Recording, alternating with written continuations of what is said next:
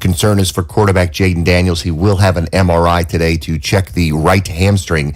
After the Cowboys beat the Commanders 44-22, Daniels finished with 156, a touchdown run, and a touchdown pass. Head coach Dan Quinn says not blaming the injuries. So we got a lot to look into. To have an extra day to go, a good bit of it's going to be about us before we even begin our preparation on Kansas City. 8 days from now, we got a lot of things to improve upon. That's also why I said at the beginning that the injuries are not the reason we lost. If you don't give yourself a real shot at things, to play it right, it just, you can't give yourself a good game doing that. Sunday night matchup, San Francisco beat Atlanta 20-10, 201 all-purpose for Christian McCaffrey. Denver stuns the Giants with 33 in the fourth, 33-32. Philadelphia outlasts Minnesota 28-22. Down early, Green Bay comes back to beat Arizona 27-23. 2 Monday night games, Tampa Bay against Detroit and Houston against Seattle. You can hear them live on The Fan. ALCS Game 6, Toronto beat Seattle 6-2. Vladimir Guerrero with his 6th homer of the postseason. Rookie Trey Savage struck out 7 over 5 2/3. Game 7 tonight between Seattle and Toronto at 8 p.m. The Canucks beat the Capitals 4-3 with 3 in the first period, snapping the Caps' 4-game win streak. Byron Kerr on The Fan.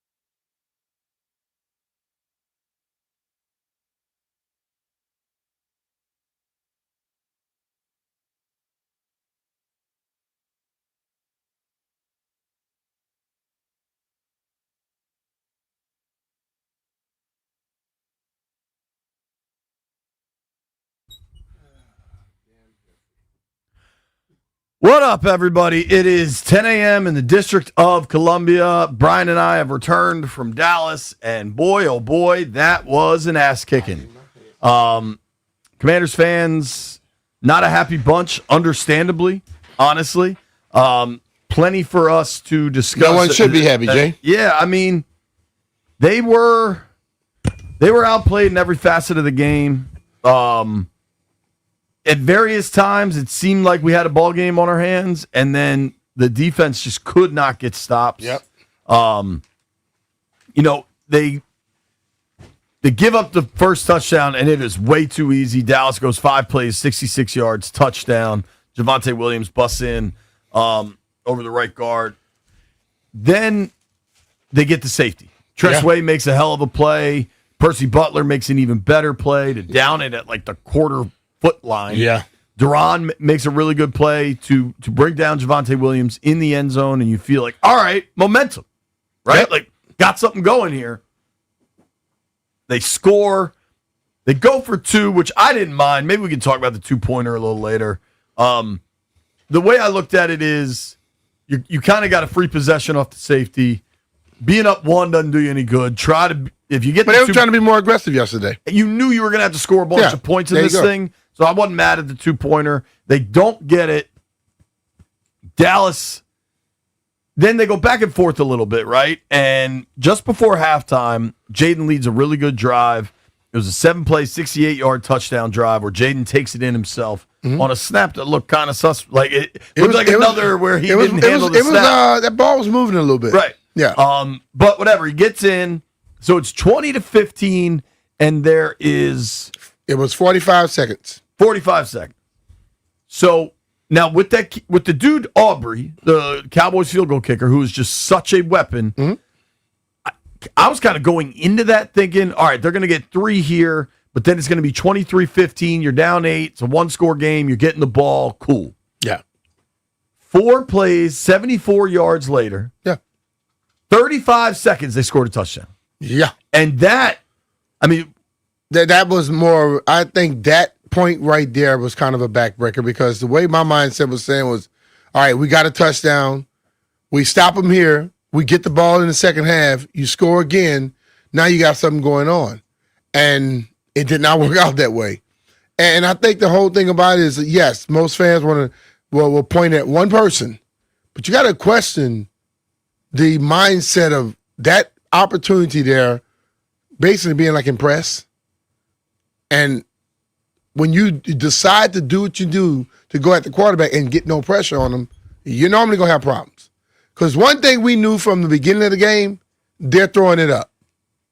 And we saw one play happen on both sides. One side they called it, the other side they didn't. Those pass interference are going to be called. yeah, I mean, the pass interference on Lattimore for the first touchdown, they were both grabbing each other. Like, Yeah. Dan Quinn came to the podium last night and said, I don't want to blame this on injuries. We got beat. Mm-hmm. I don't want to sit up here and complain about calls because they just got smoked. No, I'm not complaining about the calls, but I'm just saying it is what happens. But when you are a cornerback in this league, you're going to be, they throwing the ball up on you. I watched Pat Surtain the other day, they going at him. The rules will tell any quarterback, let the damn ball go. And my question is, why don't we let more go? Yeah. Okay? And we can say whatever about timing, this, that, and that. Doesn't look like it's being designed to throw some deep routes. And we got guys that can run. Take the damn chance of getting the pass interference. Sure. I mean, if you look at that last drive, damn, this water just exploded on me. You look at that last drive before the half. Gay kicks it off to the Dallas 3. So it lands in the landing zone. Decent return from Turpin, but it's 1st and 10 at the Dallas 28 with 40 seconds. Yes. Dak gets sacked. Yep. They lose 7 yards. Dallas calls a timeout, but it's 2nd and 17 at the Dallas 21 with 31 seconds before halftime. Mm-hmm.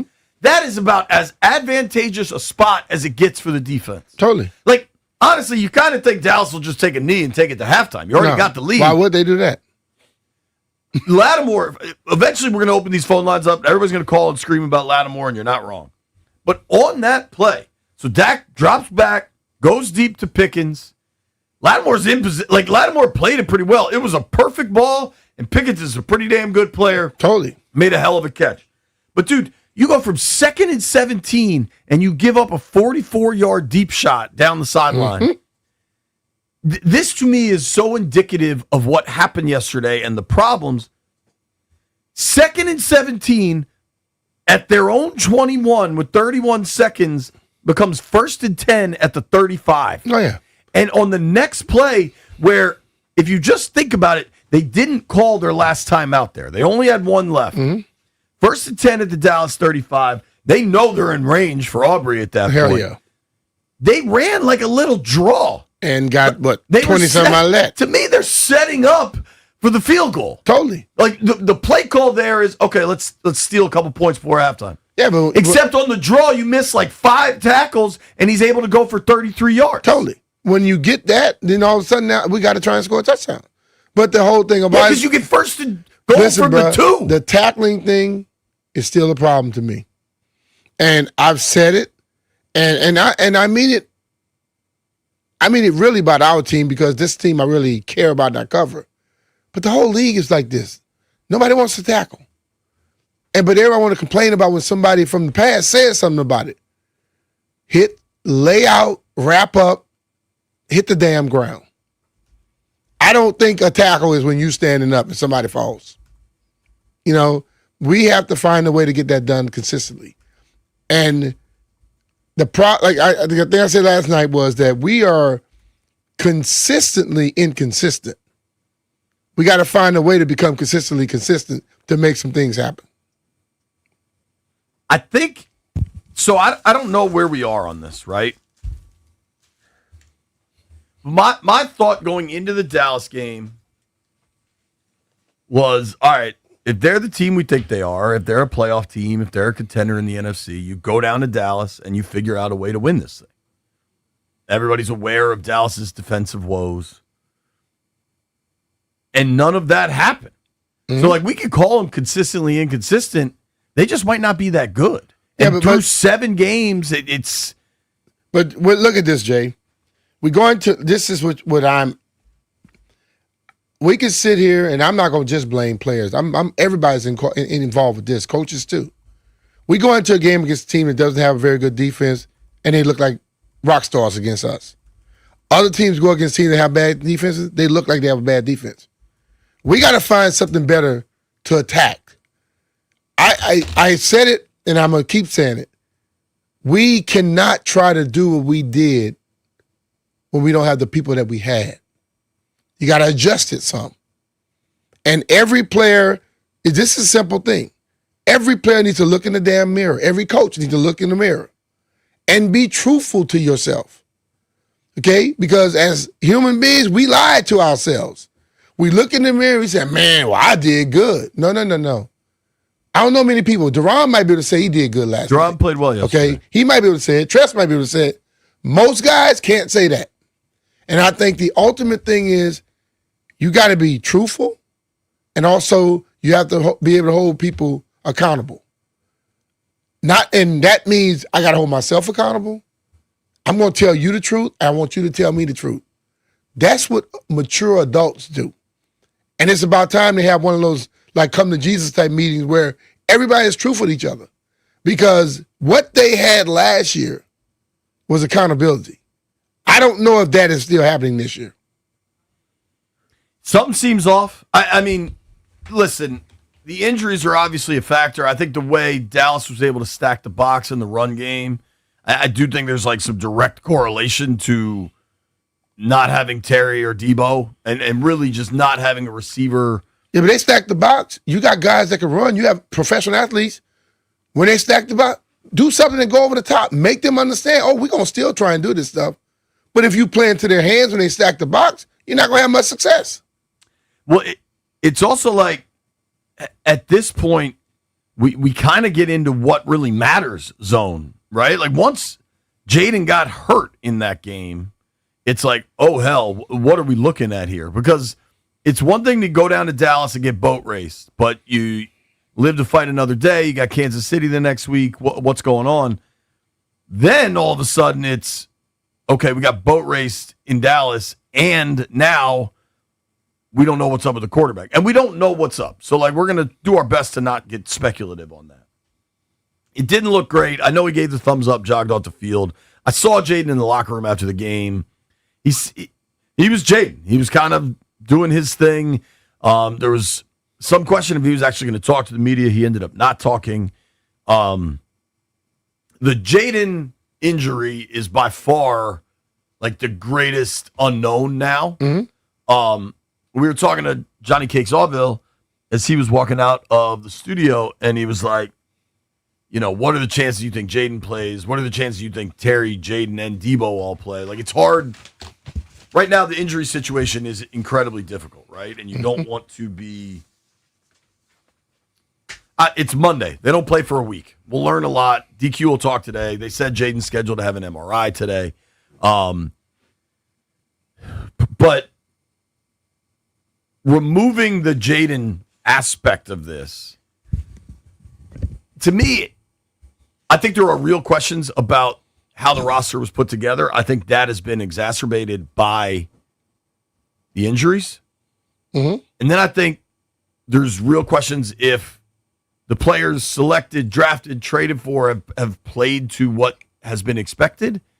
And then I think there's also real questions, particularly defensively, with these explosive pass plays, if everybody's being put in a position to succeed. Like either Dan Quinn last night when he took a lot of time before he spoke to the media, but when he finally spoke to the media, he said after a loss like that, everything's on the table. You've got to consider everything. And could that mean personnel changes, scheme changes, all of it? And he just kind of said yes. Everything's got to be on the table. What, if anything, do you think yesterday forced them to do, B? Force them to do it in what way? I think there is value to being level-headed in the NFL and not reactionary. Yeah. But I think the way, honestly, the last month has gone, this is not reacting anymore. That's not reacting. We got I think, problems. But as he said, everything is on the table. And what I said is very similar to what he's saying. Everybody got to check themselves now. No one is in a position to think that their ish does not stink. No one is in a position to think that just because I call it, it's going to work. People have to decide and say, hey, are we doing something wrong? Can we do it a better way? Can we do it a different way? That question is for everyone. You know what I mean? When he says it, I think the thing of it is Dan is telling you everything's on the table. We need to look at everything. Now, I'll be honest with you, they're not going to overhaul this damn team. It's hard to do. They can't do on that. October 20th. You know, they chose the people. And on top of it, there are young players on this team that show you promise. But a lot of times they don't get many opportunities. So if they're showing you promise and they're still not getting an opportunity, how are they going to get better? How are they going to show you they can do more? They got to find a way to, when you go into a season and you have a game plan, you understand and you think you know what you can get done. But once the main characters are no longer there, you have to change the script. And the young guys, when they come in, if they are not put in a position to excel or make the same type of plays that we saw them making in training camp, then that's not on them. We saw a lot of uncharacteristic things yesterday too. We saw a lot of drops. You know, we can't keep having that. But the ultimate thing is, listen, man, truth. You gotta have truth and talk to yourself and talk to your teammates, and everybody gotta come to a consensus that we have to do something different. I'm sick of hearing about today's football. Today's football. That's why it is. That's why that. Change today's football. Take a page out of yesterday's football and get back to it and be a little bit more hard-nosed. Gave up 409 yards of offense. Dallas was 50% on third downs. They had, some of my notes are just a dark place, but in the second quarter, they had the 3rd and 12, right? 3rd and 12 defensively is your advantage. And they gave up a 15-yard pass to Ferguson. I mean, you heard me talk about it. It was 2nd and 17 with 30 seconds left in the half from deep in their own territory. See, that's an advantageous position. It's advantageous. But, also it comes to a point, too, where if you watch the game, every time we're that slow getting to the quarterback. You call plays because you think you have players that can make it happen. Sometimes those players are not making it happen. You call something that's designed for the player to get it, sometimes the player's not executing the play. So when I look at it, and I know people will go towards coaching and player, everybody has a hand in this damn thing. Coach Gibbs will say it all the time. I'm saying it now. Everybody had a hand in it. And everybody got to change it up. Because when they call plays and you don't execute it, not on the coordinator. But if they call a play and the people waiting on it, that might be on the coordinator. I think you got to really wonder, both coordinators. Candy last night asked Dan Quinn, hey, you say everything's on the table to make changes. Does that include you taking over play calling duties? And DQ was like, I'm on the headset the whole time. I'm very active. I'm aware of what we're doing. I'm talking through big decisions. I don't think that's going to happen. But then he's like, but we do have to look at everything. I don't know that something is as simple as who's calling the defensive sets. DQ is not going to take over offensive play calling duties. You know what I mean? There's so many questions. For 2 weeks in a row, we've heard the opposing defense can't stop the run. And for 2 weeks in a row, Washington's been unable to run the ball. I mean, it was only 3 weeks ago, Bills coming back from L.A. with 150, 2 tutties, the Rookie of the Week belt, and the FedEx Player of the Week. Yesterday, he had 8 for 35. Yeah. The run game, maybe he had to get away from it because of the script. I'm sorry. Yesterday, he had 13 for 33. Pardon me. 2.5 a carry. They started really well running the ball, and it just shriveled up. Yeah, it did.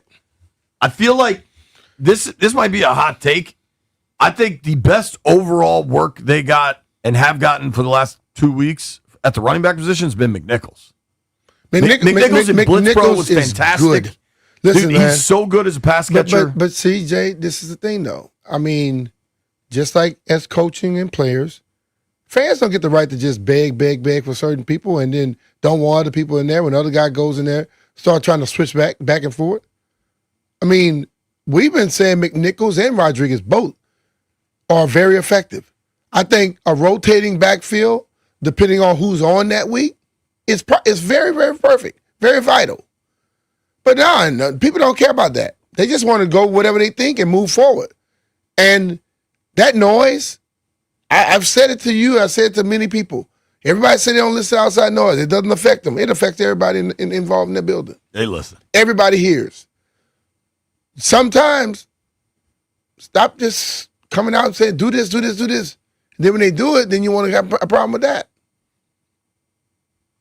It's this is the depths, man. These are the bad times. And I was texting with Steve Sands this morning, and last year it did seem to, like, every bounce, every break went their way. They stayed very healthy. Yeah. The health is a disaster. They're not getting the bounces this year.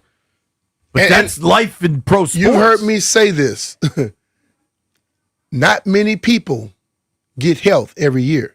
If you are good one year, the next year may be a problem. And the thing that separates, over the last 5-10 years, the thing that separates Philly, Baltimore, certainly Kansas City, hell, Tampa's won that division 5 years in a row, I think. Mm-hmm. Consistency, year over year. You want to be good year over year. And you know who does that? Our friend John Leahy. Yep, John does that. A recent sale they found out, they reached out to John, and he was thrilled to receive an offer which was $20,000 over the asking price for their Silver Spring property. Everything was smoothly, no stress, no setbacks, and the sale closed right on time. The client had previously been told by another agent that he wouldn't be able to make any profit at all, but he ended up earning exactly what he wanted. Who says there's no guarantees in life? Check out John Leahy's guaranteed offer right there on the website. You can get the ball rolling at johnsellsdmv.com. We're talking about our good friend, John Leahy and the Fine Living Group of eXp Realty.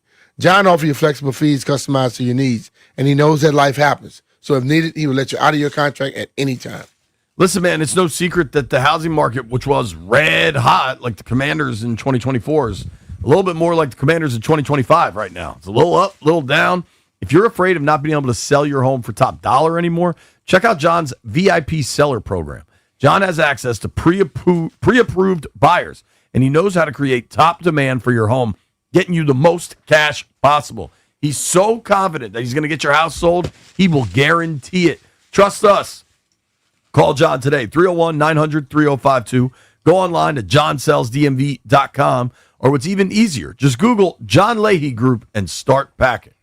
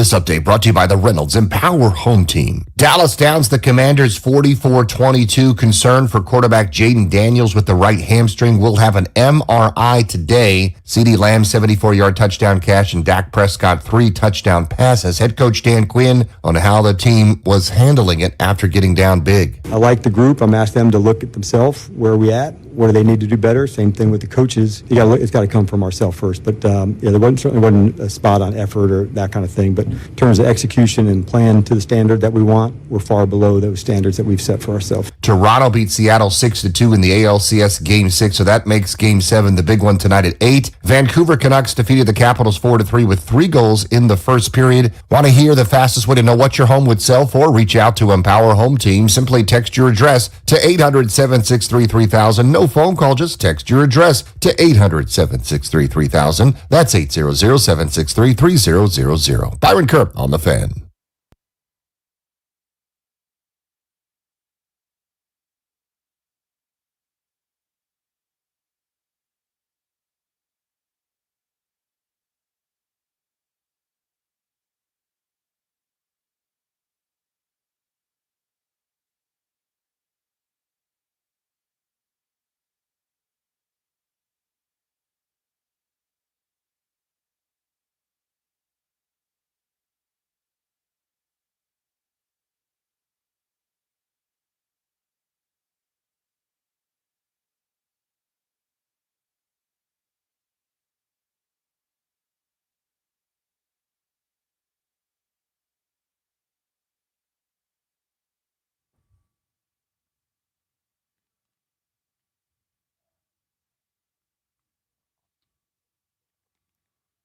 All right. We got Joe Theismann joining us at 11. We're going to open the phone lines after that. Phones will be open all damn afternoon. B, looking ahead here, I saw the great Earl Forsey just tweet this out. Actually, real quick, shout out to Jeff. Bought all the boys bagels this morning. Yeah, thank you, Jeff. Thank you. Also, Jeff currently kind of taking his clothes off in the aquarium. It's going to be very interesting. Yo, I am so happy my back is to all that. yeah, I think you chose that side of the aisle smartly. It's going to be very interesting. We made the announcement last week or whatever that, starting in November, our show is going to be simulcast on Monumental. And that means I believe that means a camera in the aquarium. And it's going to get very real. Like, Jeff's got to stay in his seat, keep his clothing on. It's going to get interesting. Yeah. When cameras come around, people do more of or less of. I hope it's less of. Jeff strikes me as a more of. I hope it's less of. You know it. But somebody got to stop turning the heat on this high in the station. They have to. Yo, my hotel in Dallas needed a Rude system. They better call up Rude down in I need Dallas. some heat because they sure had that air blowing. Well, dude, I got in. So remember, Mitch and Greg Abernathy had hotel trouble, so they had to dump their stuff in my hotel room. And Mitch is like impervious to cold weather. He came up after dinner to grab his suitcase to go to his room, and he's like, damn, dude, it's cold in here. I looked, it was set at 62. I slept with a hoodie on, and then I turned the heat up, and then at like 7 a.m. or 5 a.m., I woke up, and it was hot as hell. So then I tried to turn it back down. It was just a mess. Similar to the product we saw in the field wearing burgundy and gold, frankly. Good transition. The biggest question, thank you. The biggest question for Washington is not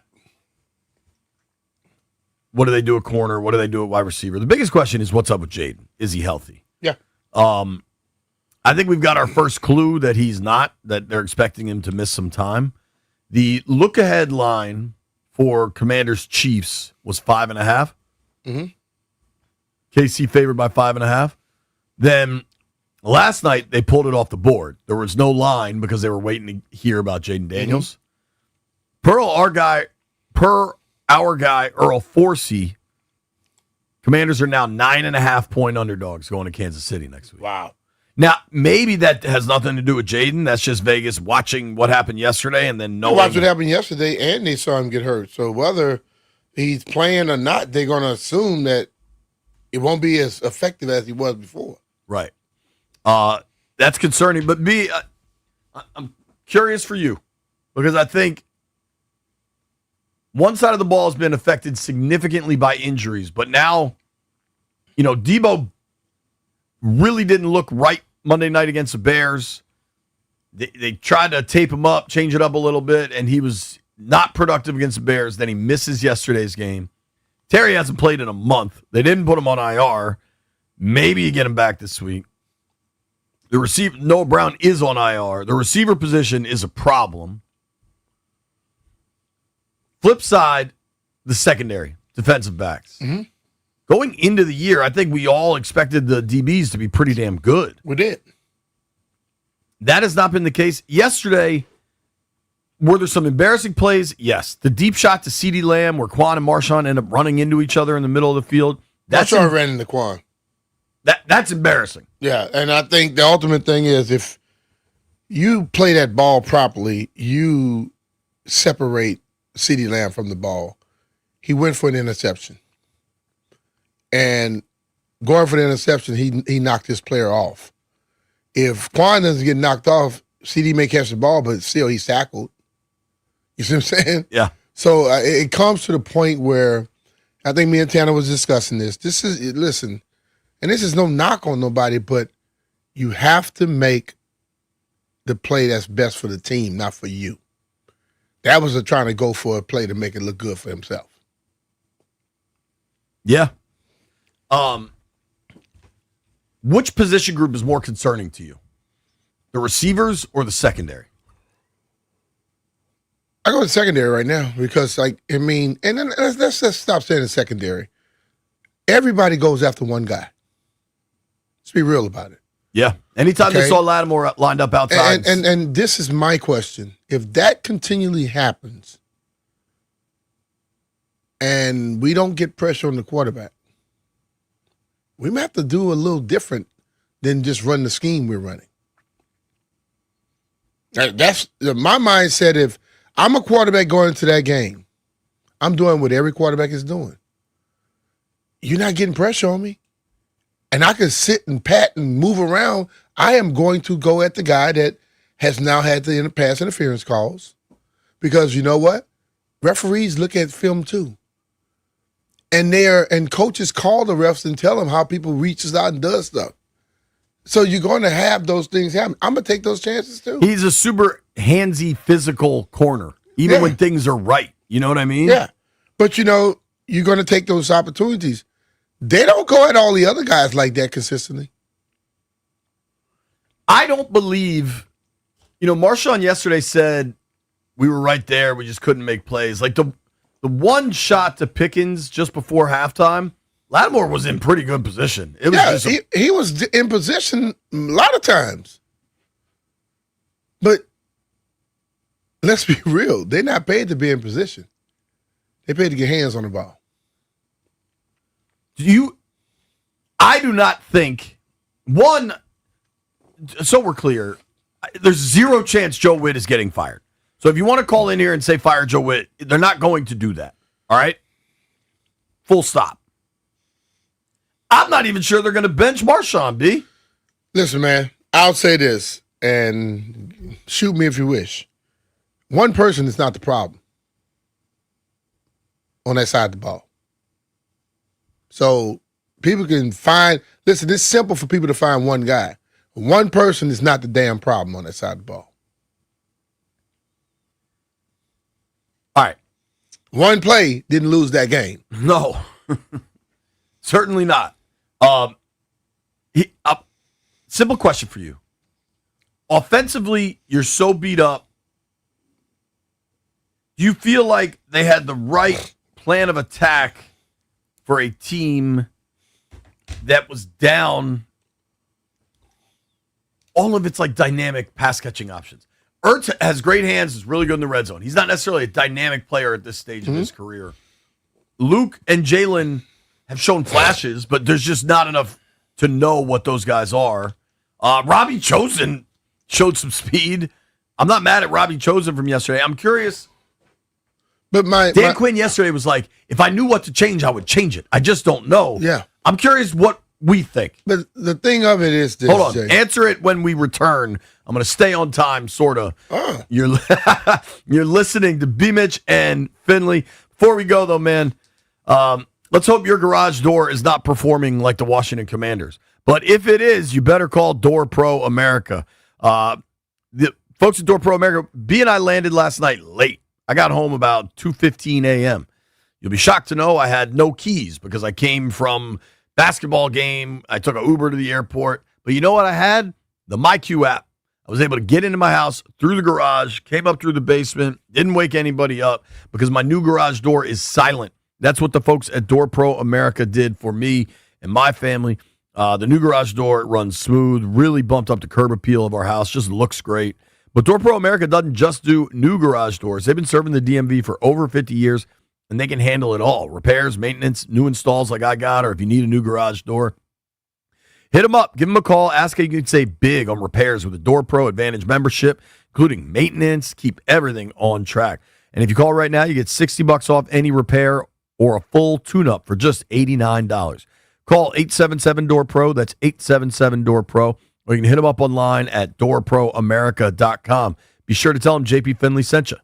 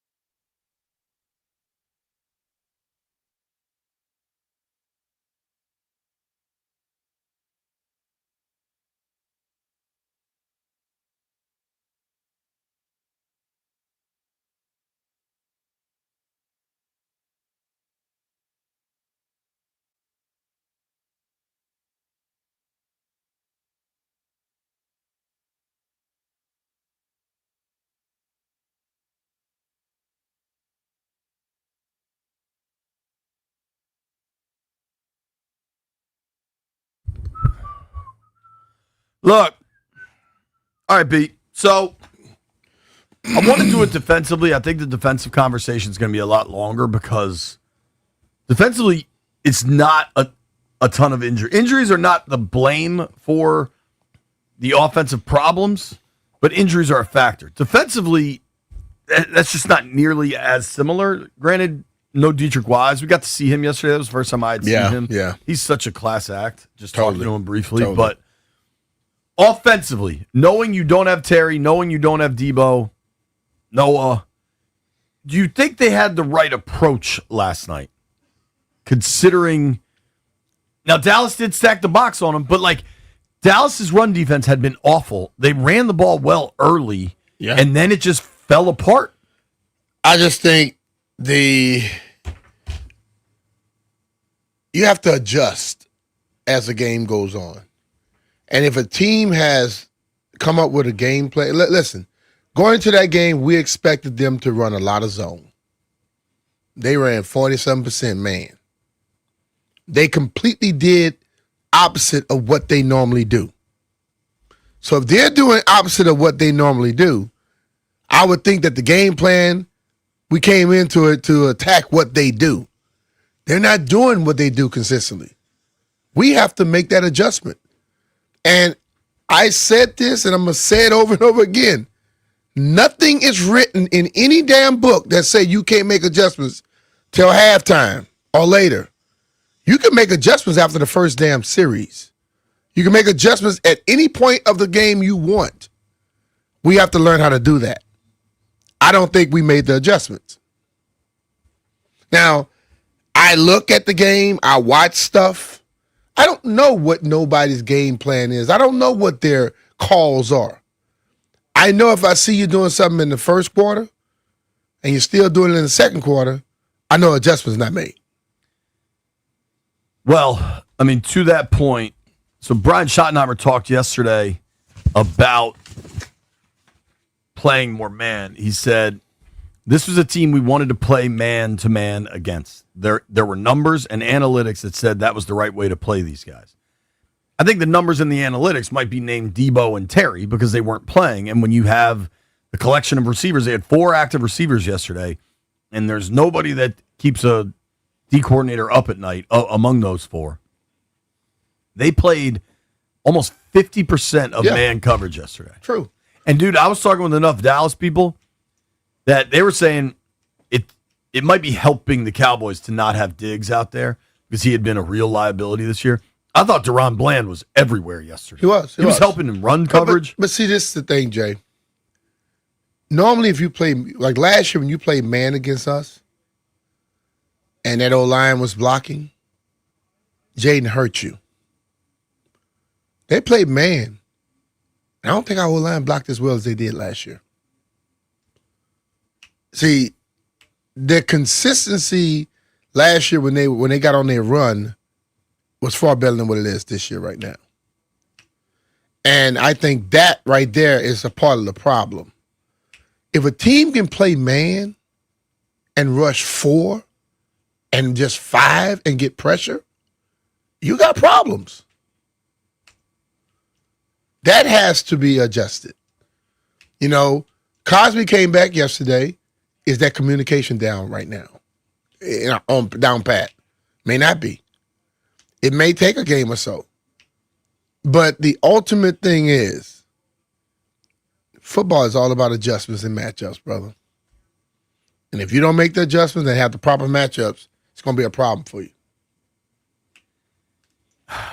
The Cowboys adjusted pretty well yesterday. They offensively saw a team that was struggling and decided we're going to attack them. We're going to play a bunch of man. And what one thing I hear, and I love me and Tanner sitting there talking, and also when I talk with London. And so I said something. So you and Tanner, when I saw you at halftime, I was shocked you were in the press box because I was shocked. I just figured you were somewhere else because I didn't think you'd be able to not yell. Because I know that's one of the things you don't love about sitting in the press boxes. People don't realize this. Press boxes are largely silent. We talk. That's why I sit next to him. But I having the opportunity to talk to London, Tanner, Logan on a consistent basis, you know, we've seen enough football. It's enough experience in that situation. And not saying we know everything, but we are looking for stuff. And something I might not catch, they catch. Something they may not catch, I catch. Right.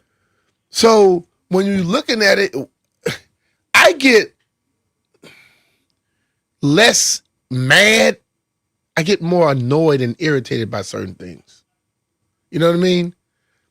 First of all, I'm not a typical fan. I don't get personal about stuff too much on the football field. I get pissed off about people not doing the ordinary thing that they should be doing. And that goes for players and coaches. You know what I mean? But the thing of it is, I understand those things are being discussed. Those things are being worked on. So either the player brings it to the field or the coach got to make sure he does it or he's not on the field. You get what I'm saying? Yeah. So the things, everything y'all say, believe me, it's being discussed. Nobody is going out on the field to purposely not play well.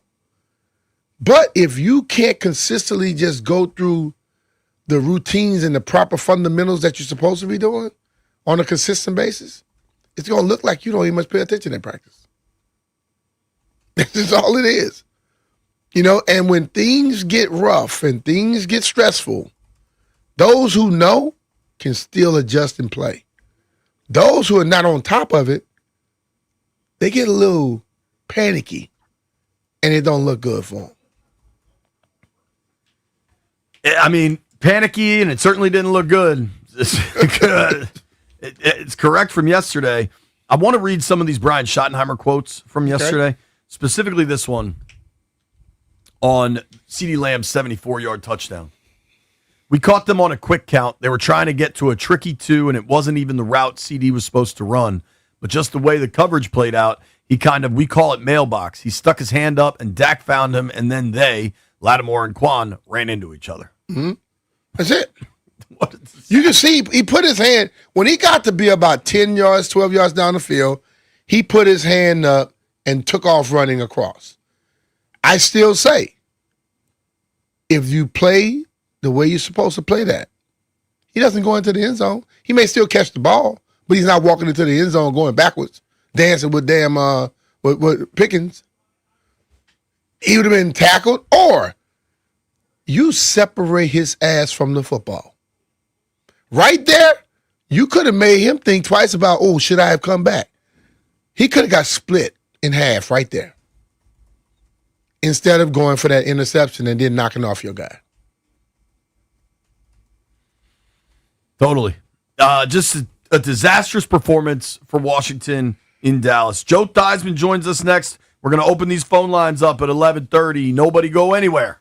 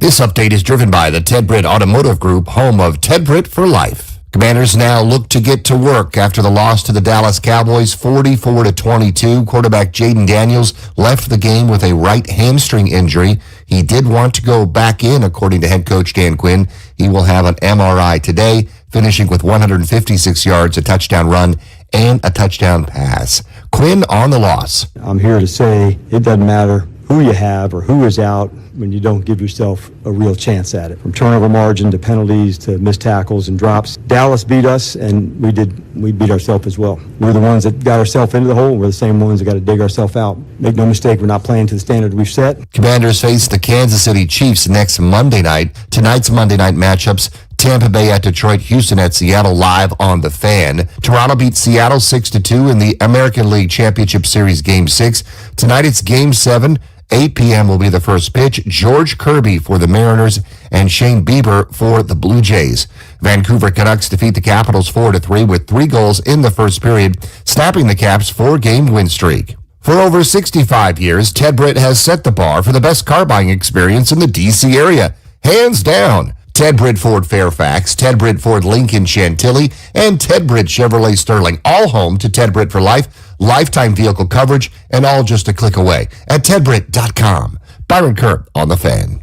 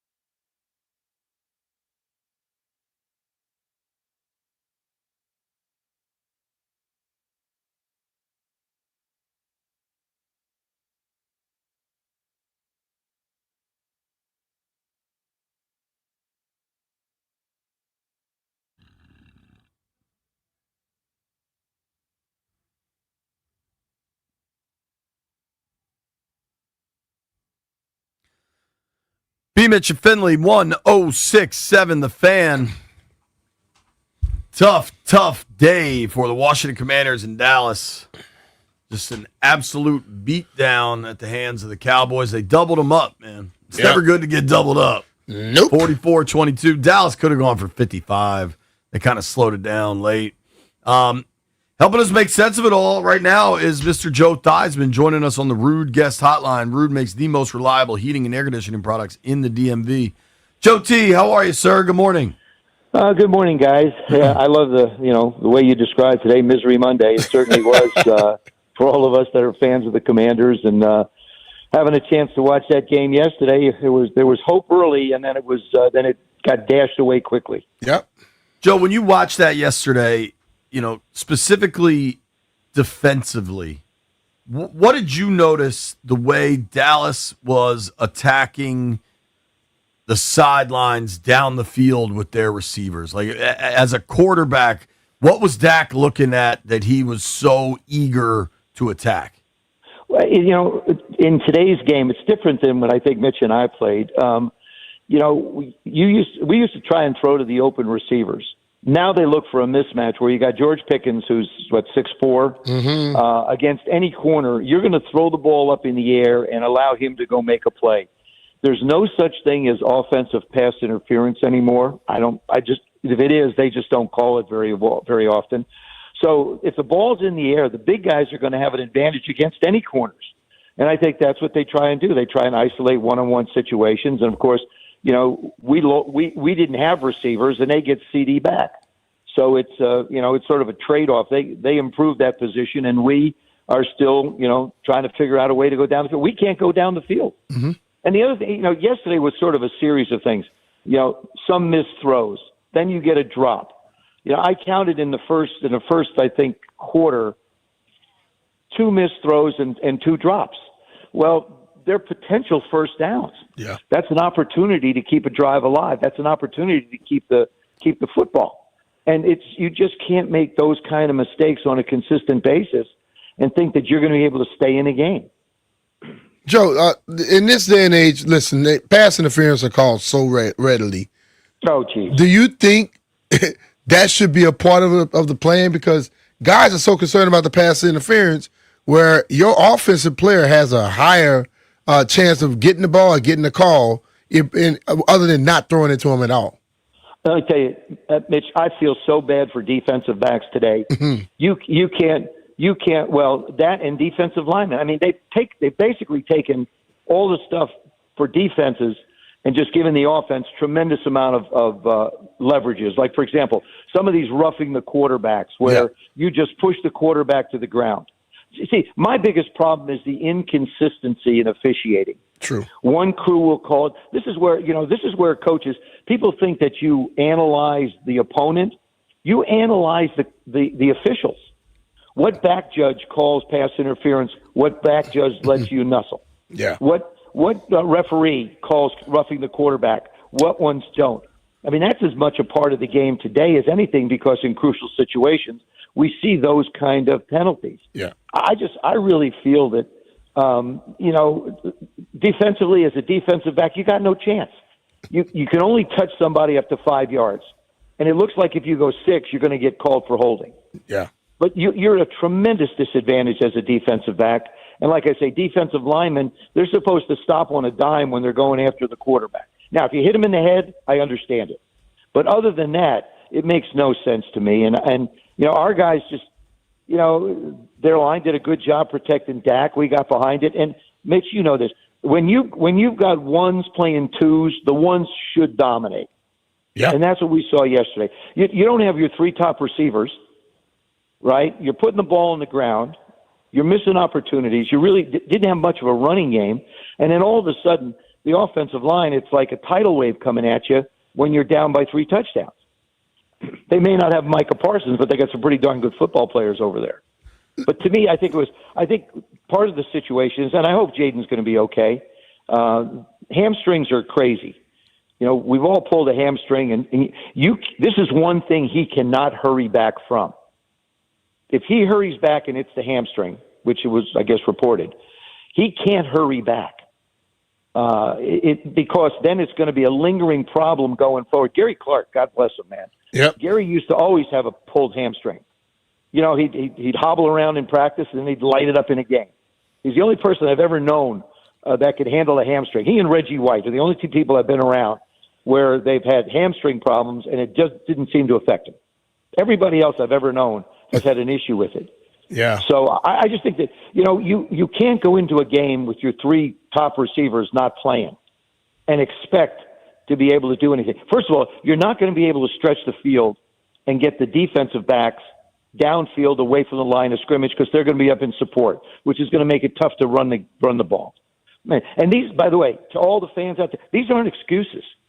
These are just flat, cold facts about football. That's just the way the game is. Joe, the roughing the passer yesterday, that one still troubles me. And then they called offsides on them and they came back and they changed it to a false start.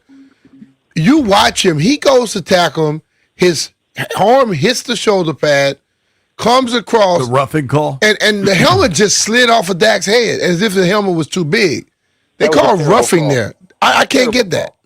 As a matter of fact, I tweeted that. I said that's just a terrible call.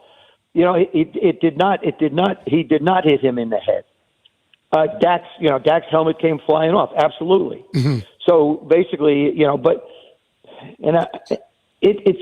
they're so conscious of that position, Mitch. I mean, anybody breathes on a quarterback, they're going to throw a flag. They want to protect the investment of the National Football League in that position. Totally. There's something to be said. And if you're a Mac Jones and you have that happen to you, maybe you don't get the call. Right.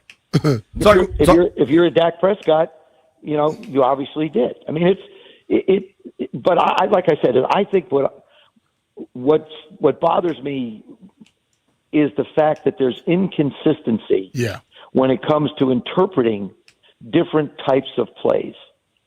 Defensive holding by defensive backs versus pass interference. What is it? I watched a lot of games yesterday. I saw a defensive. Matter of fact, well, it was the game last night. I think the guy just ran into the guy in the end zone, and nothing was called. Nothing. Nothing. Matter of fact, the defensive back got up and looked at the official, expecting a call, and didn't get it. So I just think that is something I think that they're going to have to live with in the league, and I don't necessarily see them doing a whole lot about it because there isn't really a lot to do. Talking with our friend Joe Theismann here on the Rude Guest Hotline. You can give Joe T a follow at Theismann7, 2 N's in Theismann. You played quarterback at a really high level for a number of seasons and won Super Bowls and guided explosive offenses. When you go into a game like Washington's offense did yesterday, knowing you're down your top 2 receivers, your top 3 really, how would you have changed the game plan, and how do you think they handled that game plan? I think Cliff did it. I think he did what he had to do or what he could do with what he had. Basically it was going to become a game where the tight end was going to be more down. We saw Ertz get probably more targets in this game than he has in the past. I think Jaden was, his throws were a bit off yesterday a little bit. He was a little bit high yesterday with some stuff. But that's part of it. I think people are aware now that Jaden has great escapability, and they're just not going to allow him to be able to run to the corners like he did last year. We saw this. We saw people defend C.J. Stroud differently in his second year than they did in his rookie year. What we're seeing with Jaden is people are defending him differently in his second year than he did in his first year. He was so wonderful, so terrific last year that basically, you say, okay, he's going to play that way all the time. You don't see it out of Patrick Mahomes. You don't see it out of Josh Allen. It's an ebb and flow position, and you look for consistency and you look for opportunities to be able to continue to get better at what you do. And this is what Jaden will do. He will get better and better and better. Foundationally, he's our quarterback, I think, forever, for at least, in the foreseeable future, 7, 8 years, maybe, hopefully. But the thing is he's going to have to learn different things, and he's going to have to learn what people are trying to do to him, and how do you combat that? And it's the same thing with Cliff. If we have certain things we want to run, now what are they going to try to do to stop it? I don't know if there's much else you could have done on the offensive side of the ball. Like I said, if you don't have somebody stretching the field, if you can't take shots down the field and make plays, then you're going to have the safeties around the line of scrimmage. You're going to have the corners coming hard, and they're just going to throw everybody at you. And it makes it a darn near impossible situation for the offensive line to be able to block people. It's have you been surprised the last 2 weeks going into the game? The numbers suggest Washington should run the ball really well, and then they go out and play and can't. Have you been surprised at the ineffectiveness of the run game the last few weeks? No, I don't buy numbers. I buy plays and players. Statistically, you should be able to do this. Yeah, well, statistically, if I was 6'5", I'd be a power forward in the NBA. Okay, I'm not. So let's look at statistically that way to make it happen. Like I said, I think every position is linked and related to the other one. If you don't have speed to be able to take the top off of a defense, then people are going to be around the line of scrimmage. If that's the case, then linebackers are going to be able to cheat up a little bit more because they know they have back-end support. Your defensive line is going to start moving and stunting and doing certain things to do everything they can to confuse the blocking up front. We don't have power backs. Our guys are tough little runners. You don't have a Bijan Robinson. You don't have a Jonathan Taylor. You have guys that are tough, give you everything they got with every inch they have of their body and their mind. But it's one thing, like I say, relates to the other offensively. And really the biggest thing is how do you get defenses away from the line of scrimmage a little bit more? And our people are hurt, the ones that do that.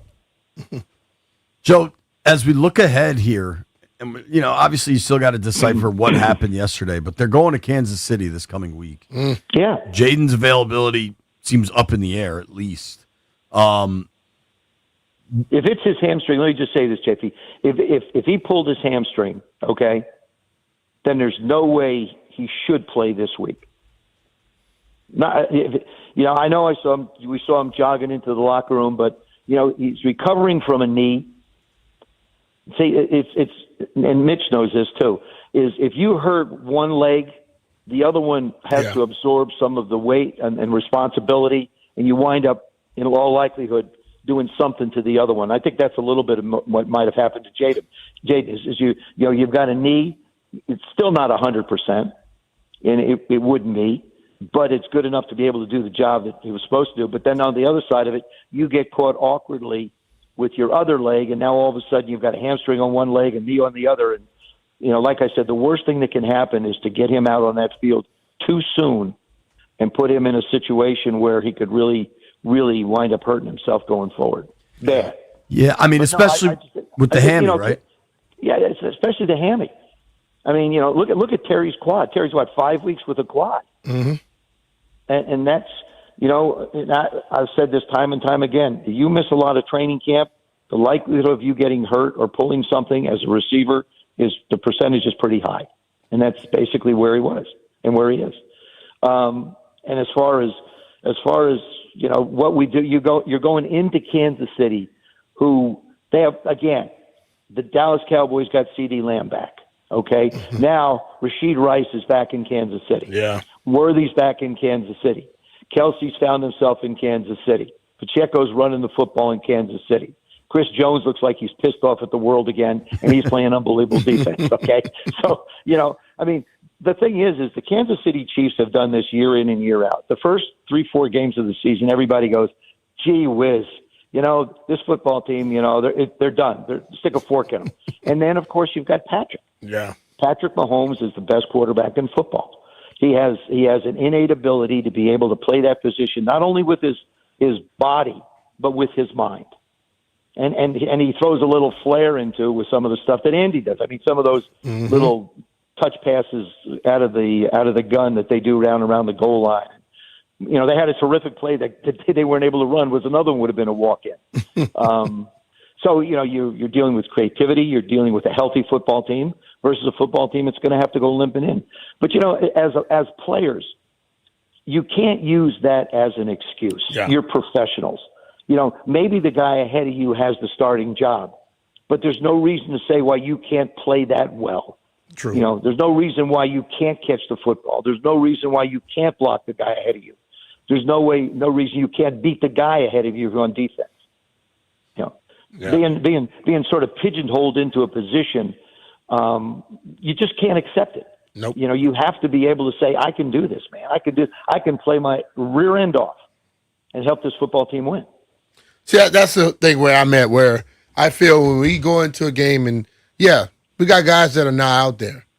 But if I'm in the position, I don't want you to prepare me like I'm a guy that's in the position because somebody else not there. Right. Let's open this thing up, because I believe when you run an offense and you kind of are playing it based off of, we don't have the talent we thought we were going to have, a defense picks that up and then they just open it up on you. So I think they got to take some chances down the field. They got guys that can run, and they got to take some chances down the field, or no one is going to back away from the line of scrimmage. Yeah, now and it looks like Marcus is going to play. Yeah. I'm guessing. I know nothing, but I'm saying if with Jaden not going back into that football game and now having just like basically from today going forward, 6 days to get ready, depending upon his condition, and he's probably not going to practice a lot. That's the other thing. Right. Is you not only missed the opportunity, we're looking down the road to the game against Kansas City, but what about the practice time that he's going to miss in preparation for that game to try and stay healthy? Well, I mean, you try to think about how many practices have they had with Jaden, Terry, and Debo all on the field? Not many. I'm guessing you can count it on one hand. Yeah, I mean, totally. Pretty close to it. I mean, there was the couple days before when Terry reported late. Yeah. I mean, it might have been September by that point. It was certainly late August. And then Jaden goes down week 2. Terry goes down week 3. Now Debo's down. Like it's hard. It's one thing after another. Yeah, you played this game a lot of years. So did Brian. The pendulum tends to kind of swing one way and then back the other. Last year, every bounce seemed to go their way, and they stayed really healthy. This year, it just feels like the opposite. Absolutely. I mean, that's exactly what you look at. I'll give you another team. Look at the 49ers a year ago. Right. The 49ers were, they're a very good football team with a lot of talent. They were decimated through injury. Mm-hmm. I mean, it's like, you only have so many people to be able to put them on the football field. And like I say, guys earn the right to be number ones. The fact that you're not listed as a number one doesn't mean you can't play like one, and that's what we're going to find out now. Mm-hmm. We're going to find out who can play like a one and who can't. It's time to step up. It's time to make plays.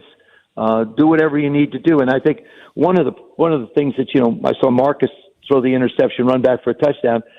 Sometimes you just got to fold the tent and say it's not there. I'll take the sack. Yeah. Mm-hmm. So football is, and I've said this time, football is 85% mental. Every person on that football field has athletic talent to some degree. Yeah. And because they're professionals to a very high degree. But the difference is that 15% as a quarterback, when you make decisions with the ball in your hand. Give you an example, the college game against USC. C.J. Carr. They got a chance to go up 2 scores. He scrambles around, runs around, and he throws one up in the middle of the football field. USC intercepts it on like the 5-yard line. That position has to be played every second. Yeah. You have to be thinking out on the football field. What's the down and distance? What position am I in? Where's the pressure coming from? Throwing the ball away is not a bad thing. That's why they have special teams and defense. That's why we have one of the best punters in football, and we also have a defense that has to go out and do their job. Yeah. And that's the way you sort of have to look at it. I mean, you can't be in a situation where you feel like you're going to be able to save the situation completely. I was going to tell you congrats on the Domers getting that win Saturday night. That looked like a pretty cool environment there in South Bend. Oh, it's unbelievable. Unbelievable. We lost to Texas A&M on a 4th down reception by the tight end, which happened right in front of me. I wanted to just hit the guy with a helmet. And then the kid from Miami makes that one-handed catch in the opening game. Right. And and we're playing C.J. Carr as a freshman, basically a true freshman who's never played a lot. But we're getting better and better. I think we should be inside the top 10 now. I'm assuming after seeing who lost this week. And so, part of me is excited. The other part of me is not feeling so good today. Yeah, I get it. Joe, thank you for the All right, time, Joe, man. We always appreciate you, man. appreciate it. You bet, guys. Talk to you. All right, bro. All right. That's the great Joe Theismann. Give him a follow at Theismann7, 2 N's in Theismann. One thing that did go well yesterday, B, What? my collars and co dress shirts. All right. Dude, You did look a little sharp yesterday, dog. thank you, man. You are a smart dresser and packer. I am not. And the best thing with these Collars & Co. dress shirts, they do not wrinkle. If Collars & Co. built cars, I would buy one because these things perform, man. The dress shirts, it feels like you're wearing air conditioning. They're so light. They're so cool. And they don't wrinkle. That blazer I was wearing yesterday was a Collars & Co. blazer. Just super sharp gear. Our guy Jordan was in here this morning, gave us some new fresh stuff. I've really enjoyed our partnership with Collars & Co. Mostly because the gear is just dope. Like all of it looks good, feels good. And if you want, Sporty, see right now. B's wearing it right now. If you're looking at YouTube, and it's super versatile. You can wear it for a meeting this morning. You can wear it to go play golf. You can wear it on a date, go out to dinner with your wife, whatever it is. The Collars & Co. stuff does not wrinkle. I cannot stress that enough. Put it on the hanger and walk out the door. You can check them out at collarsandco.com, or they've got a new store open at Congressional Plaza. Go check that out. Congressional Plaza, 355. When I was a kid, that was Rockville. Nowadays, it might be North Bethesda. Whatever it is, it's easy to find, or you just get them online. The online shopping experience is super easy. They've got a ton of great stuff. The quarter zips are fantastic, too. If you go to the website, you can get 20% off orders over $99 using the code JPFinley20. That's JPFinley20. Finley spelled with an A. Don't forget the A. Collars & Co. Truly a game changer.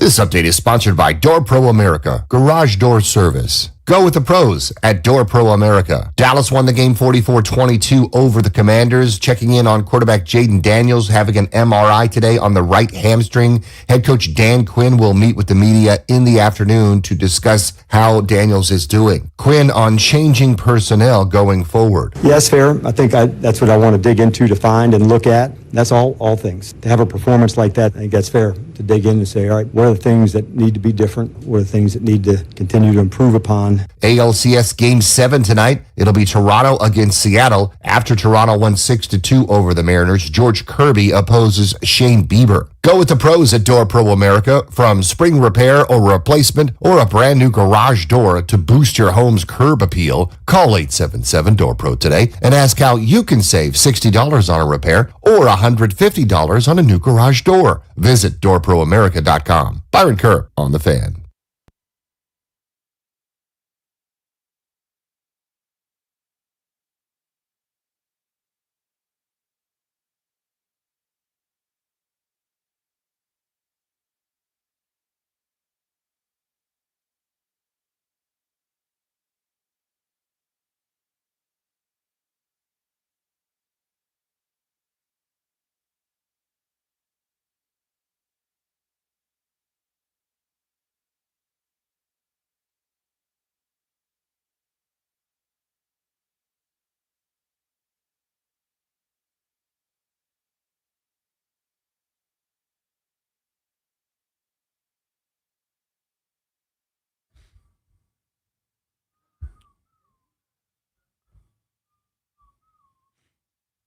BMitch and Finlay, 1067 The Fan. All right, folks, phone lines are open.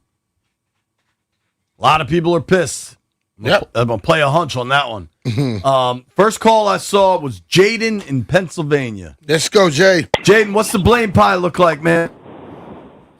Yeah, I think it's. I know I've been tough before on Adam Peters, but I think it's Peters and Quinn 50%, and then that leads to the defense 50%.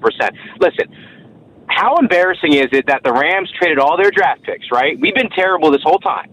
Well, we were good last. Let me not say that, but the Rams traded all their picks. They won a Super Bowl, and the Rams still have better young talent than we do. They have Puka Nacua, who was a 5th-round pick. They drafted Atwell. Their defense is all young. Grant, and we've had high draft picks. They've done it without any first-round picks. We've had high draft picks outside of last year, and how are their young talent better than ours? I get the whole culture thing. We need talent. It seems like we value culture and personality. Guess what? Malik Neighbors might not be the best culture guy. He's damn talented. Jamar Chase might not block hard on every run play, but guess what? Super talented. It's like we just don't have a lot of high-end guys that are under 30 years old. I just don't understand how that's even possible when teams like the Rams trade all their picks and they're still more talented than we are right now. And they've done it with no first-round draft picks. And also, Dan Quinn, you're seeing why he was a second-tier head coaching candidate. Ben Johnson, in 1 year, has created a better system than Dan Quinn. People say, oh, last year, we won 8 one-score games. That's not you can't carry that over year after year. Caleb Williams isn't even playing as good as Jaden Daniels, and the Bears have a better operation. We all watch Monday night. You see what a top-tier coaching candidate is, and Dan Quinn, you're a defensive guy. Our defense stinks. It wasn't good last year. We gave up 55 in the NFC Championship game, and we gave up 32 to Detroit, and that's with 3 turnovers. It's a good call. There are real questions to be asked. The Rams, just specifically about some of the stuff. The Rams bottomed out after the Super Bowl, went 5-12, had to recalibrate their approach from trading away all their picks. Mm-hmm. They've had a couple great drafts. Absolutely. Verse was a tremendous draft pick. And it's been how many years since they won the Super Bowl? 4. So they've had 4 or 5. But they had 4 or 5 years to build what they have right now. You're trying to talk about a team that's been here 1.5 years. And just, you got to give them enough time, dude. Specifically with the Bears, they've won their last 3 games by 1-score games. If Jaden doesn't fumble 2 weeks ago, the Bears probably lose that game. I hear some of your points, dude. There's some holes, too. We look like we're wasting a guy in year 2 with not a lot of stuff around. Defense can't stop anybody. And that's the 6th highest paid defense in the league. We got no. And I guess my last question before I go, who are the guys that are under 30 that you're confident will be here in 2 years? That's a Give me real a couple question. players that you think would be. Dude, I don't care about 2 years from now. I care about them getting this stuff right this year. I mean, listen, bro, we can have all these comments. I mean, everybody can say what they want to say. I don't care about 2 years from now. And that's what the fan, you care about 2 years from now. You care about what, you can't just throw away last year. And I would think they need more than a year and a half to build something to be sustainable. But draft picks don't take that long to pop. I mean, That's Google not was true. right away. All of them don't hit right away, dude. Some do, some don't. So that's what I'm saying. All of them don't hit right away. We can't just sit up here and all of a sudden forget. I mean, he's a damn second round. He's a second pick of the first round. He better hit. I think, Jaden, you're understandably frustrated. I think everybody is.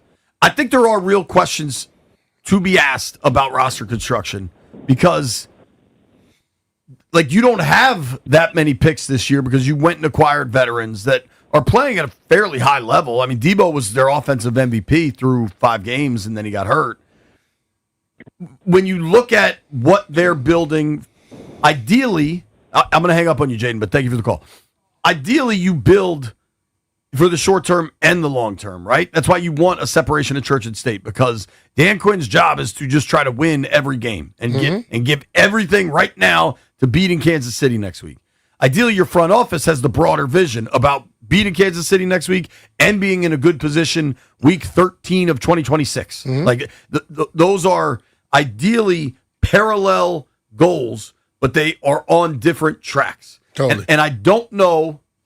I mean, when you start to think long term, and we're about halfway through the season now, and it doesn't look very good. Doesn't mean anything's written in stone, but it's not looking great through 7 games.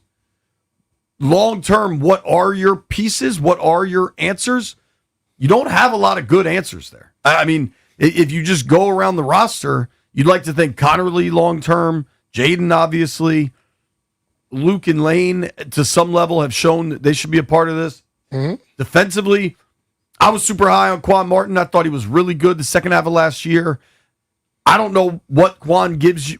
Quan struggled this year, but the entire secondary has. Mikey Sammers still was a player that was fantastic last year. Hasn't necessarily been fantastic this year.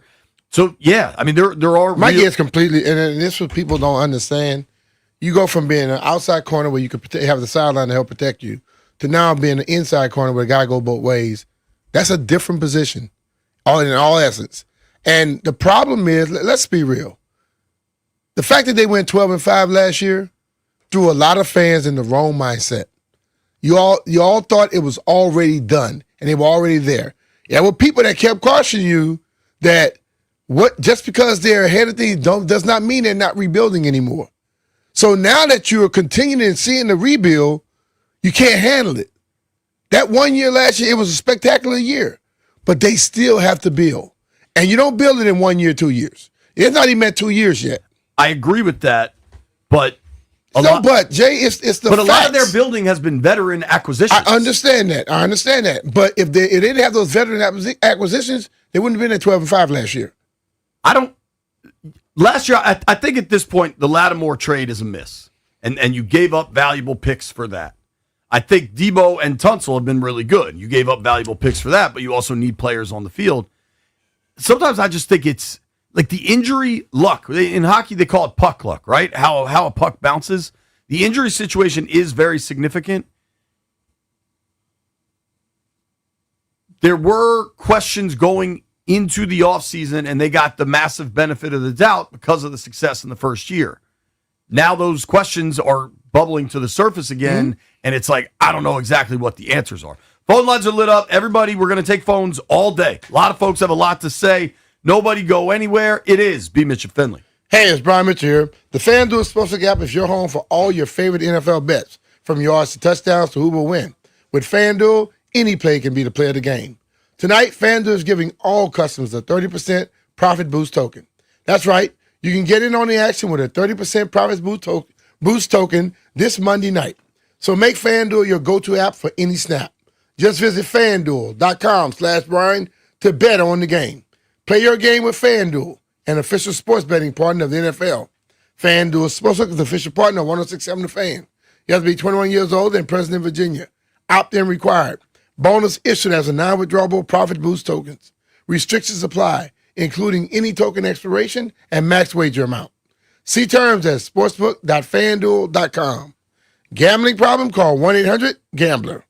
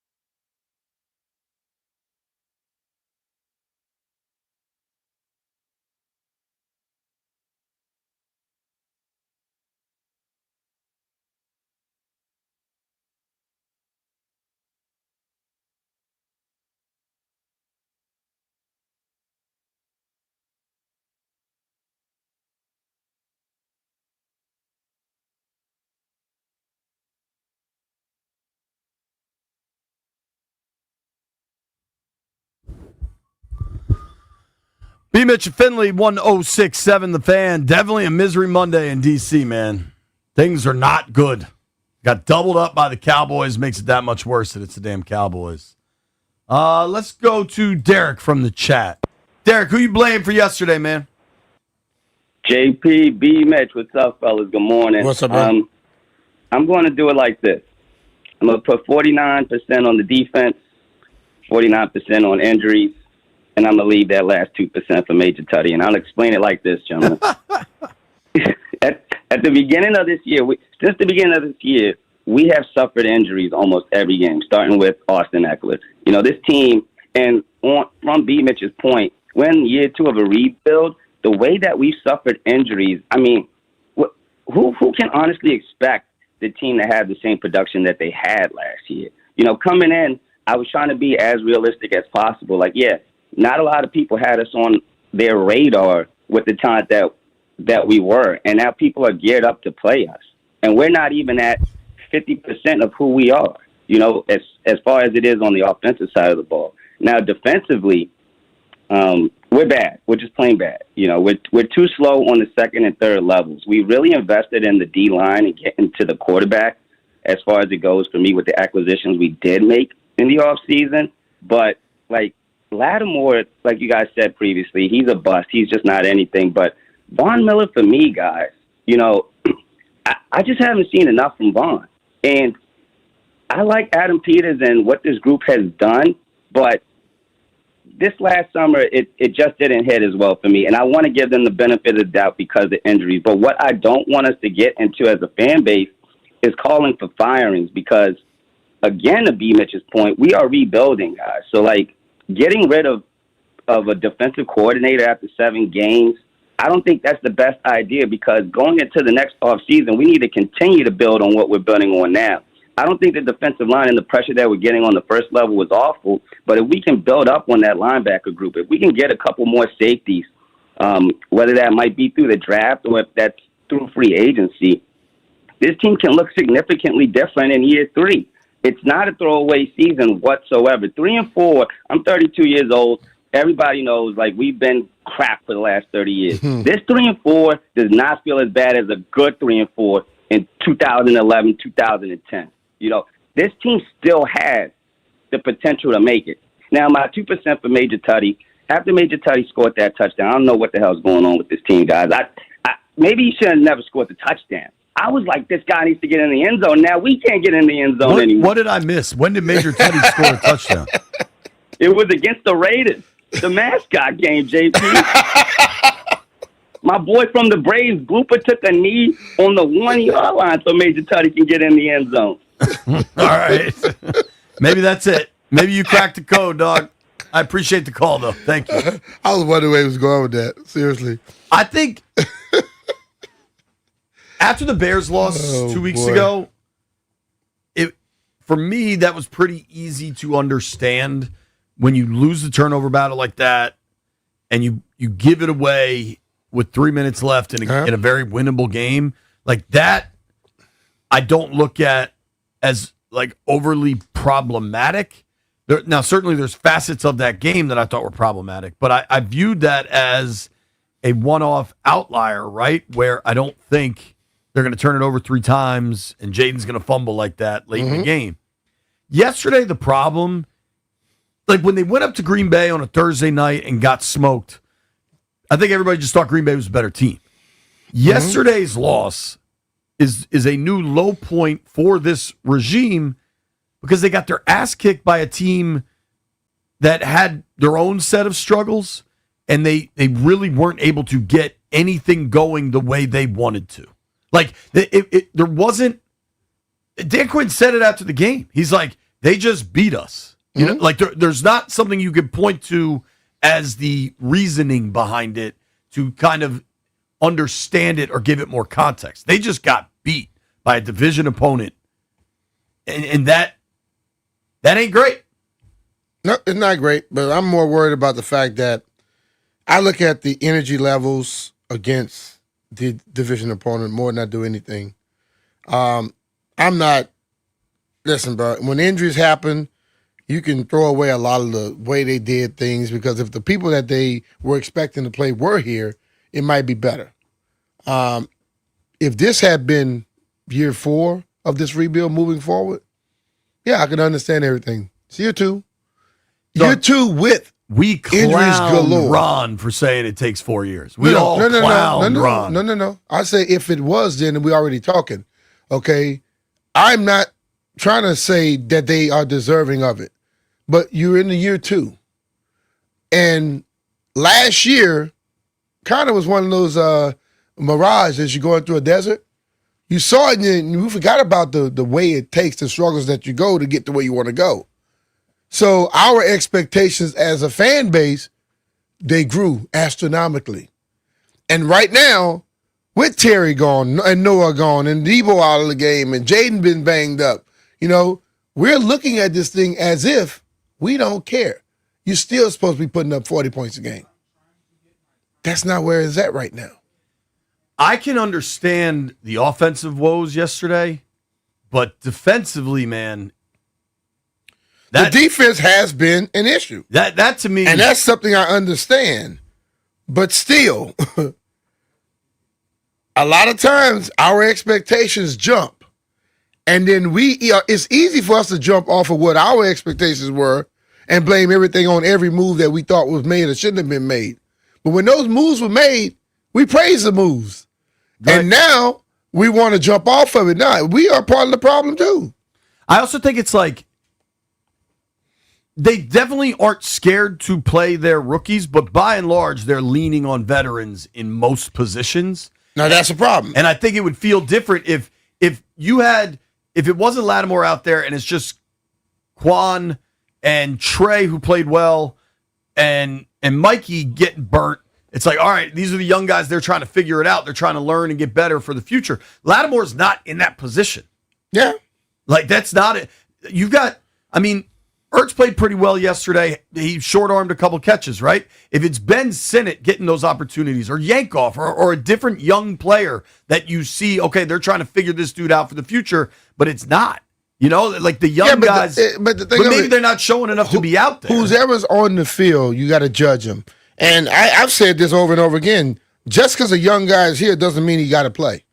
Because a lot of the young guys may not be doing what they're supposed to be doing to be able to get all those things. But I saw young guys on the field yesterday, and I know what they can do, and I know how they run. We didn't get those guys chances. Are we afraid to give them more chances? That's what, yeah. That could be part of the problem. And ass-kicking where you're playing all your young guys would feel different than this one. We got a break. Phone lines open the rest of the show. Nobody go anywhere.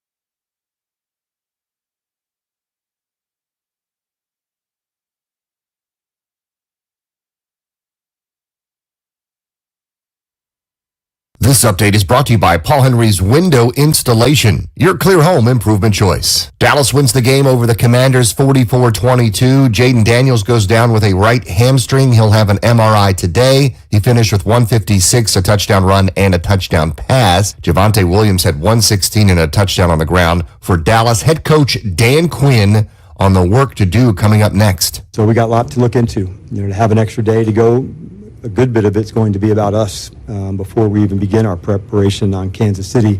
8 days from now, we got a lot of things to improve upon. That's also why I said at the beginning that the injuries are not the reason we lost. If you don't give yourself a real shot at things, to play it right, it just, you can't give yourself a good game doing that. San Francisco beat Atlanta 20-10. Denver over the Giants 33-32. Philly beat Minnesota 28-22. And Green Bay comes back to beat Arizona 27-23. Game 7 tonight in the ALCS, Toronto versus Seattle after the Blue Jays won 6-2. George Kirby opposes Shane Bieber at 8 p.m. Vancouver Canucks defeated the Capitals 4-3. Caps now get ready for Seattle Kraken arriving at C1A tomorrow night. This October only, score $120 off each window with a 5-window minimum and 10% off every door at Paul Henry's Window Installation. Schedule your no-pressure free estimate today at paulhenryswindows.com, your clear home improvement choice. Byron Kerr on The Fan.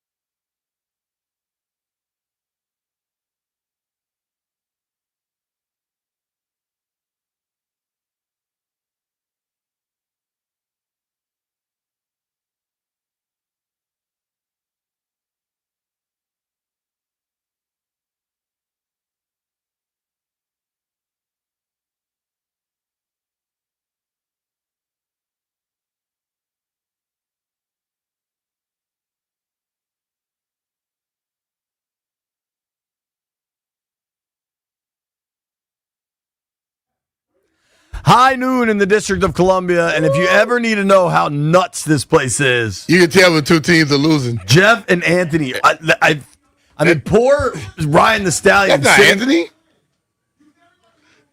It ain't Anthony, is it? Yeah, it is. Is it Anthony? He's not Haney, but that dude's I name didn't know is his name was Anthony. that I didn't know dude's what name his is name was. Anthony. He's not Anthony Haney, but his name is Anthony. Okay. And him and Jeff are just screaming at each other for the entire commercial break. I just said Because both of your he's out teams of his suck. mind, bro. He's out of his mind. That's what he is. Jeff, He's out of his mind. But Jeffrey, you know what you're doing right now, dog? You are trying to deal with your pain by yelling at him about the Giants. I didn't even yell. I just said that he asked who lost was worse. I said theirs. They gave up 30 points in one quarter. We got whooped over an entire game. If I may, in an effort, and I'm not great at this, left hand up, in an effort to keep our show on the rails, we're going to have that discussion tomorrow. Anthony, you're welcome to join. You two can scream at each other. We'll make Ryan the Stallion awkwardly sit between the two of you while you guys look like you're about to fist fight. For now, Jeff and Anthony, we're going to focus on this show and stop screaming at each other. That was something, B. Also, the highlight of that exchange was BMitch not realizing that dude's name is Anthony also. What did you think his name was? I don't even know. The Giants fan. That's what I thought. All right. Jeff, you wanted to go. What's your blame pie for yesterday? My blame pie is on the entire team. I don't care. I know our players were hurt, but bro, there's no reason Jaden is putting the ball right between your numbers and the ball is hitting the ground. There's no reason. The Dallas Cowboys defense looked like the number 1 defense in the league yesterday. Mm-hmm. This was the worst loss only because it was to the Cowboys and the way we lost. Sure. Yeah. Like the way we lost. We got smacked in the mouth. BTA all day. I got 3. It was. I got like 4 text messages of this video going around of this old Cowboys fan spanking the ground with the belt. I got people like the Giants who just came in here and lost yelling at us, and I'm like, dude, we didn't even play y'all. It sucks, and they need to get this together. They need Joe Witt. I don't know why, bro, but every game there's a game where the coverage is breaking down completely. Every game there's a defensive play like, what is going on? And we seen that yesterday. Oh boy, we seen it, and so I don't even want to be like, yo, good game, Deron Payne. He did, but like that small piece of light does not shadow all the overshadow all the darkness that was there yesterday. It looked bad. Jaden is hurt. Like, this seems bad. Like, it's bad when we're all still reacting to how bad it is, and Jaden is hurt and going for an MRI, and that's not even the top story. Yes. And maybe that's because he already missed 2 games. Like, yeah. It's their first time. So they dropped to 3-4 yesterday. It's their first time under 500 since week 1 last year. Yeah. And last year that included a 3-game losing streak. Yeah, JP, like I told y'all in the break, I'm like that little kid that's preparing to get whooped by his parents. And I'm clenching my butt cheeks because for the next 3 weeks, we got some tough opponents. Yeah. And if we don't clench them cheeks right now, hoping our parents be like, I'm going to let you slide today. You better not do it tomorrow. No, they're not going to let you slide, Jay. Jeff has had a lot of like butt cheek related conversation this morning. Because we're getting a belt, JP. We got whooped. We got yesterday. BTA, dog. We got whooped like a bad. But you know what though? Like I listen, man. This my whole mindset. I like to discuss the games and have the critique about what's this, what that. Yeah, that game was awful, but you still give the Ron Payne credit. But I refuse to go on a roller coaster ride over every quarter, every game, like drastically. That right there will run you SAC. I'll tell you what that means off air. And I'm not trying to be that. You know, there's a reason why players after a game have certain discussions and everybody else lose their mind. You got to stay even keel for the most part if you are a player. And I think a lot of the former players have that mindset. But, dude, to just react to every little thing under the sun, you can run yourself crazy, dude. Totally agree. And that was my message after the Bears game. This was a crazy situational loss. It impacted a lot. Yesterday, though, was not like a bunch of little things. Yesterday was BTA. Yeah. We'll go to these phones. Fuad is in Silver Spring. What's up, Fuad? What's your blame pie look like? This one's going to be pretty straightforward. Predominantly coaching, especially defensive coaching, and I'm going to do a little bit on AP. Now I know last year, like BMitch said, the 12-5 and the run kind of clouded our judgment and expectations, which is why everybody is so upset that this season has gone the way it is. But at the end of the day, I have to question the staff when we've drafted players like McGee and Medrano, young players that are fast, that can make mistakes, just like these older players are making mistakes, but their athleticism has a chance to make up for those mistakes. So I know they want to lean on the vets, but the vets that they're leaning on are not getting the job done. So if they continue to put these guys out there, we have to start questioning the decision-making when it comes to, we have to know what pieces we have. There's no way for us to know what pieces that we're going to have for the future if we're not giving them the opportunity to showcase whether they can play or not. Are you speaking about yourself or are you speaking about the coaches? Because I think the coaches might already know what they have so far. And I would ask the question to you and any other fan that call in with that question. If you put those young guys on the field and you keep getting your ass whipped, are you going to give them a pass? For the young guys? I'm asking the question, yes or no? Are you going to give them a pass? Yes, or are you going to still say, well, didn't it be the young guys aren't good enough, why'd you draft them? See, it doesn't stop, dude. I would give them okay, so what's the point of drafting them if you're not going to play them? That's you don't draft everybody just to play them immediately. You draft a lot of people and you want to build them into something and see where they're going to come. That's why I have a draft every year. But so the other part of this, like theoretically, I understand what you're saying. If you're looking defensively, do you know who played the most snaps yesterday? No, who did? Trey Amos, who's a rookie. Like, I think the guys that are able to perform are playing. Josh Connerly has started every game, right? Now, maybe that's the first and second round pick, but your first and second round picks are supposed to play for you right away. You know what I mean? Mm-hmm. If the argument, the only real argument for a young guy that maybe should be on the field more, I think might be Jordan McGee. He played 33% of snaps last night. Now, granted, he's playing a ton of special teams. He played 94% of the special team snaps. So maybe they really value him there been hurt and don't for the want to most lose part. him. Last year, most of the season. Revo, they got playing a lot. Revo played 72% of special team snaps and 87% of the defensive snaps. But, like, I don't know that there is a young guy forcing his way onto the field that they're not giving the opportunities to. See, this is Now, offensively, that might look different. Maybe It Luke, may. Lane, Sennett should be getting more work, and they're not. But defensively, the Jordan McGee question, I think, exists. But outside of that, like, who is the young guy? Johnny Newton, maybe you want getting more snaps? But Johnny is a guy who goes out and gets a good bit of snaps. But my thing is, in the past, when people were asking for young guys to play, the young guys had went out and performed and done something. This day and age, they just want young guys to play because they wanted to be a young guy playing. Because now we get so much hype from social media aspects of stuff and the feeling of a guy being good before you really know if they are or not. So, Brian, I have a question. How do we improve our team? Could you agree that we are a slow and old team, especially on defense? Would you agree with that? I feel we're slow at some positions, yes. So how do we improve that if it's not scheme related? Look, I don't know that you can. I think you can improve your team if you're up front, people. See, you're worried about the linebackers and the cornerback. I'm worried about up front. If the up front was more dominant, more pressure, everybody else will look good. I promise that. But we don't care about the up front. No, we care about the skill positions. And the skill positions don't make it go. Those big dudes, I'll use Doc's analogy, smell like bacon. Those guys make it go, but that's not sexy enough for people. No, but I agree. Our front line has been started off the season playing well, but when the back end is just it's food for everybody that plays against us. Teams don't have to respect what our front four can do because they know we can get whatever we want over the top on the second and third level. Because the front four got to get more pressure, and then they won't be able to get it over the top. If you look yesterday, right after Dak let all them balls go, somebody showed up. Right after he let them go, somebody showed up. If they show up prior to him letting that ball go, maybe that ball can't get all the way down that field.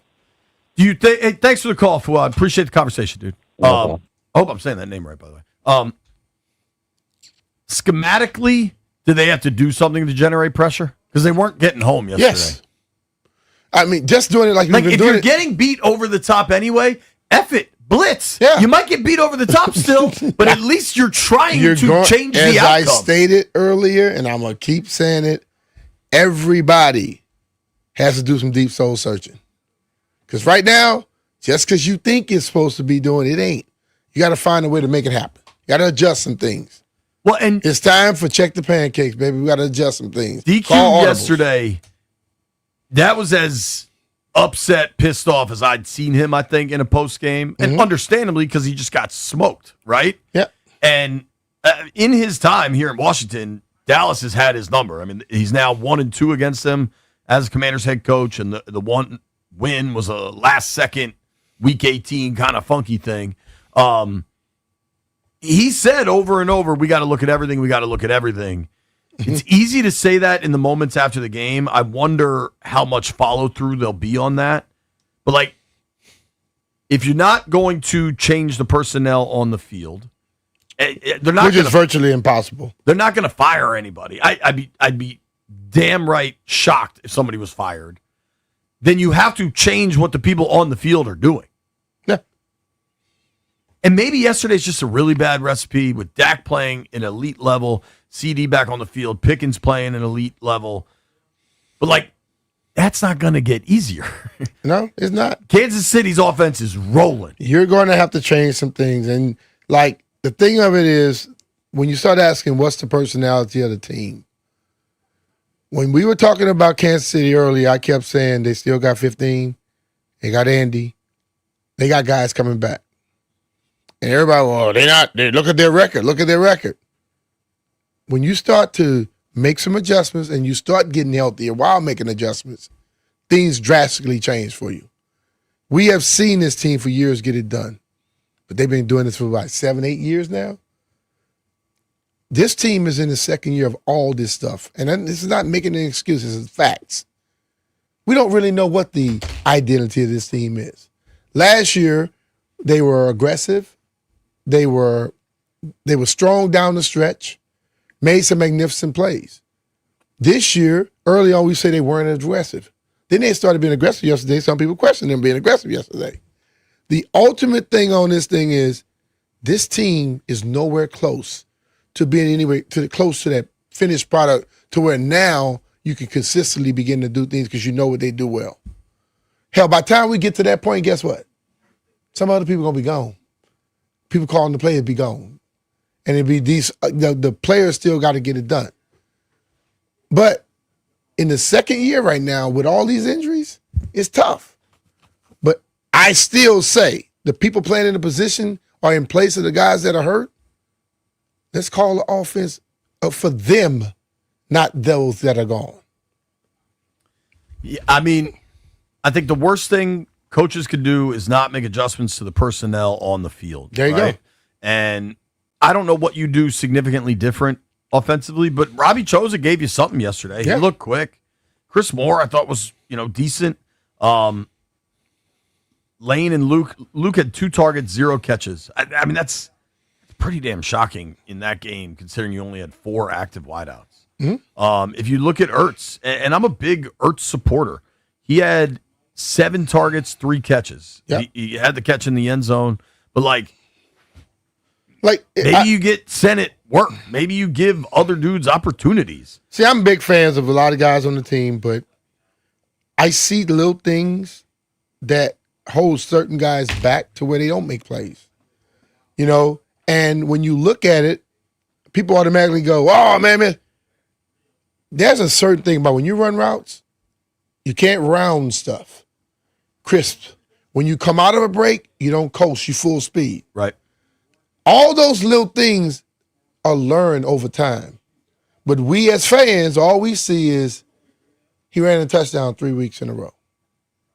And when you saw him get those touchdowns, he was wide ass open. He wasn't wide ass open just because of a route he ran on somebody. He was wide ass open because those people on defense were trying to stop the other people. So things have to be worked out. Well, Jaden even said, he's like, man, 2 of those touchdowns are the most wide open I've ever seen. The touchdown Luke scored against the Bears was just an elite scheme from Cliff there. Yeah. They had the bunch set on the left side. They caught Chicago in the wrong situation for it. It just was a disaster. And that's not to discredit anything Luke did. He did it well. But it's not. He did what he was supposed to do. But the thing of it is, as I listen to fans, they only see the end result. They don't know how some things happen. There are a lot of times when we see a guy open on the backside. Guess why? Because the damn defensive back fell down. Right. Or something else happened. But we go, see, he needs more opportunities. That's not necessarily the case all the time. Football is way more complex than what we think, but it's a lot less complex than what we make it. You get what I'm saying? Well said. Phones, stay there. We're coming to you. Nobody go anywhere. BMitch and Finlay, Blame Pie, Misery Monday, all of the negative terms. And Rooster's here holding donuts. Let's see what's going on. Maybe they're a week old. How old are these, Roos?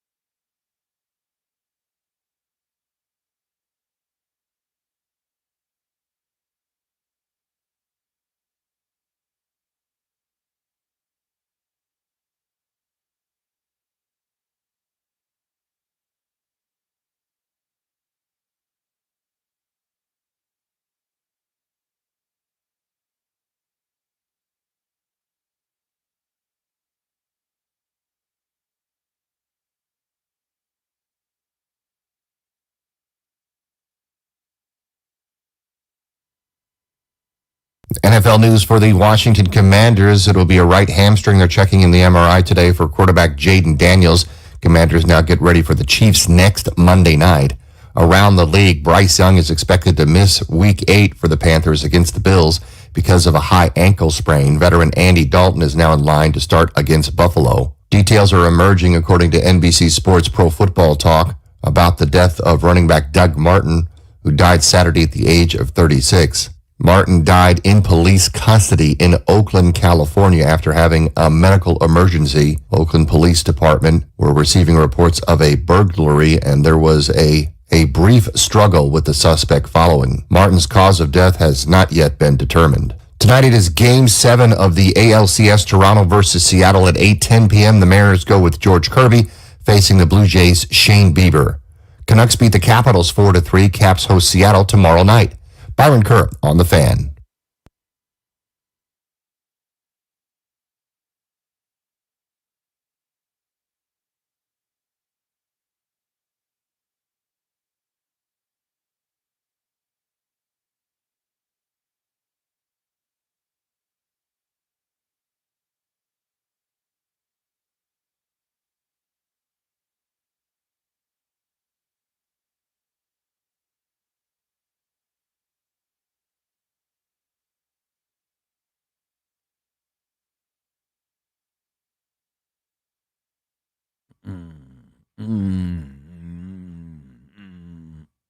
Dog pound.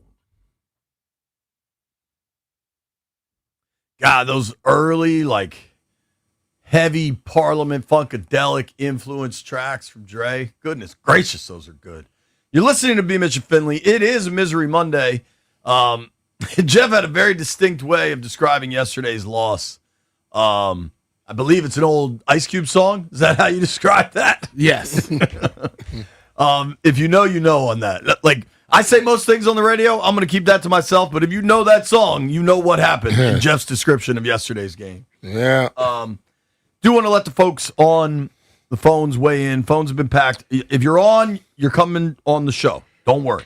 I got this tweet from Jonesy DC. Said, Jonesy, my blame pie mostly goes to the coaching staff in putting the right guys who could help you on offense. Should have been in more than just a few times. Fundamental issues on the D.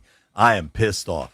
I think that's a fair place. If you watched yesterday, you wonder if everybody was in the best position to succeed. Mm-hmm. Adam is in Alexandria. What's up, Adam?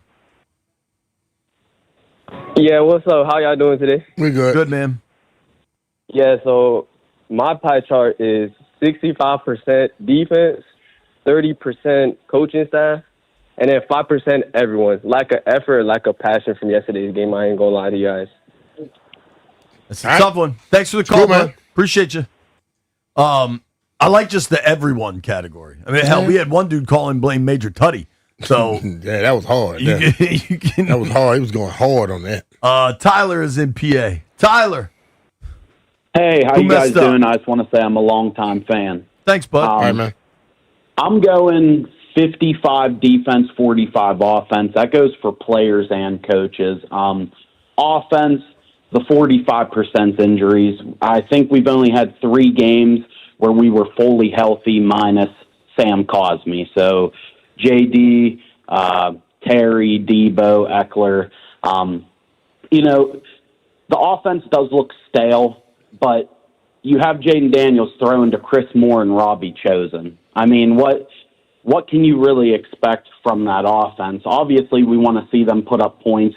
Jaden Daniels, he's shown, he has the magic to make things work, but, I mean, who's he really have out there with all these injuries? We're still giving up chunk plays on the defense. It gives me flashbacks from years ago. You see a team at 3rd and 20, and you already expect they're either going to pick up the whole 20 yards or most of it. Another thing is the run game. To start the game off, JCM had 4 carries for 25 yards. I thought he was going to have a career game. He finished with 13 for 33. So over 9 carries, he got 8 yards. We lost our best defensive lineman in Dorrance Armstrong. But there is positive flashes. As I was waiting to get on the line, I started cracking up because you see McCaffrey. He hasn't had a big impact in the passing game, but his return game, has been incredible compared to Dax Malign that we had a couple years out there. Every time they kicked that guy the ball. Dax Milne. I know exactly what you're talking about. I shrieked. I didn't know what was going to happen. And, it's nice to see even if McCaffrey doesn't pan out, he only played wide receiver, 1 year in college? Something like that, yep. At BYU. So, it's going to take time. Nice. And, we did trade for Debo and Tunsil in the offseason, which has panned out, as you guys said earlier. Lattimore, it's going to happen. The dude was an all-pro in New Orleans. I don't know what happened, but a quote real quick that I'm going to finish with because I know you guys want to move on. In the Bears game, the one announcer, it was like third or fourth down, and the announcer said, if I'm the Bears, I'm throwing it towards number 2. And that's it's the truth, though. He gives me Benjamin St. Juice flashbacks. The wide receiver's either going to be open or he's going to get a defensive pass interference. But that announcer was though, Troy Aikman, by the way. That's a guy that knows a thing or two about quarterback. And that's how teams are playing it with us. Seriously. Yeah, absolutely. Yeah. And, like you guys said, we're 2 years into this. Last year, I don't want to call it a fluke, but how much stuff went our way, and we got lucky for that, and it was great. But, the thing with everyone wants to say about Sano or Sanat, Zach Ertz played in front of Goddard. Look how he panned out. Zach Ertz played in front of Trey McBride. Is this a bit, dog? Or are you just this is a very good call, but your pronunciation on names is astonishing. I'm sorry. No, dude. I know, and I'm in so many fantasy leagues. I need to do better. But Zach Ertz was in front of Goddard and McBride. And look how both of them panned out. So I have hope for Ben. It's just going to take some years. And like you guys said, you have the young guys out there. That 44 points we gave up could have been 64. Yeah, they could have dropped 50. We did bring in a lot of older talent, and it did help, and it patched holes. You got to give it a couple years. But with Jaden Daniels, anything's possible. So that's how I'm going to end it with that. Thank you guys for the show. Brother. I've been following you guys for years. So have a good rest of your day. Thanks, bro. Listen, man. He has a little bit of that hockey accent, doesn't he? That was a good call. Yeah. But the amount of mispronounced names was astonishing. Goddard, Dax Malign. Yeah, Malign wrong. But the Senate, I've heard people say Senate names so many wrong. Senate, Senat. Yeah. That was something. Do you remember? I was thinking about this weekend. You remember this is a couple years ago when the governor was out of town and the lieutenant governor joined us to make the picks, and she said Nick Saban. Yeah, that one's always stuck with me too, man. Trevor's in Silver Spring. Trev, what's up, dude? Who you mad at? I remember that. Hey, how you doing, guys? Yo, fellas, I appreciate y'all taking my call. Can you hear me? Yeah, we got you, brother. All right, I grew up in Silver Spring, just to give you a background. This team has been a part of my life since I was a kid. But I live out in Norway now, and let me tell you, it's the middle of the night when I watch these games. Every day, I'm up at 2, 3 in the morning watching this team, and after the game, I'm locked into you guys. So really appreciate everything you do. So when I say... Appreciate you give me a piece of home from overseas, I mean that. Even when this team breaks my heart, this show keeps me connected. So for the blame pie, last night, that wasn't just a loss, that was a self-destruction. My blame pie is 70% on us, 20% on Jaden's injury, and 10% on Dallas doing what Dallas does to us. Because they didn't beat us clean, we beat ourselves. Now, for the 70%, let's talk about that. 11 penalties for 118 yards. That's not detail. That's just the game right there. Every time we had momentum, a flag came flying, holding on offense, pass interference, personal fouls, whatever. That's coaching, that's leadership, that's situational awareness. I'm sitting here in Norway watching the game on my laptop, and even I could feel the momentum shifting every single play. Mm-hmm. So then there's the defense giving up explosive plays in man coverage, picking people up, attacking these corners. And that's not just bad luck. That guy's not locked in, not finishing plays. You can't win football games if your defense folds every time. I played linebacker at Rutgers. So coaching plays a big role here too. No adjustments, and we know this at Redskins fans in the past. No adjustments at halftime when things started to slip. The Cowboys came out at halftime sharper. We came out flat. That's not on Jaden. That's on preparation. Now, 20% Jaden's injury, I'm going to brush through that. I mean, people were saying we could come back, but I don't really believe it. And then the 10% credit to Dallas. So the big picture is this team has real talent. There are flashes. James the baller. Some young pieces are stepping up, but none of that matters if you keep beating ourselves. Penalty of discipline, tackling, situational awareness. That's culture. That's leadership. And these old guys, I mean, I don't know. Lattimore, he reminds me of what's his name again? Josh Norman. Signing this old guy, like, come on, man. Like, even though he has leadership, like the old caller said, but come on, man, it's too much. So at the end of the day, my question for you guys is: if you're in that locker room this week, what's the first real move you make to turn it around? Is it accountability at practice? Is it coaching? Is it sitting a few guys down to make a statement? Because this right here is the kind of loss that either breaks a team or wakes it up. I mean, because these matchups coming up are, I mean, come on, guys. They're going to be brutal. I mean, Thanks for the call, bro. Appreciate you. Get some rest, man. Call us from Norway, baby. But, like you said, if you're in the locker room, ain't much you can do. But as a player, you're a professional. You can improve yourself. Everybody can. And if you see something that's not working, go to the coach and have a discussion with him. I think when people go to a coach and say, look, coach, we've been trying this. It's not working. Look, I see this. If you go tell the coach you've been looking at the film and you see something, he might want to pay attention to what you're saying.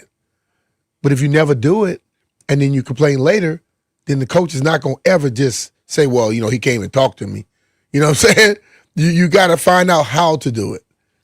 Can't call him out publicly, but you damn sure, if you, look, we've been trying this all this time, and this is what's going on. Let's try something else. I'm telling you, I've been watching film. That's going to show him that you're in tune. You know what's happening. And I think most coaches will listen in that situation. The one thing I didn't agree with, I think his name was Tyler calling from Norway, was that he said this was self-destruction. I think the Bears game was self-destruction by Washington. Mm-hmm. Yesterday, they just got beat. They got beat down. Yeah, but the 8 penalties is self-destruction in a sense. Certainly. You can make a real argument they were the better team against Chicago. Yesterday, they were not the better team, period. So that dude just checked in with us from Norway. Listen to this. I got a tweet from Issa. He says, I'm drinking at an airport in Tokyo right now. Damn. Watch that game on my phone at 5 a.m., shaking my head. Everyone is to blame.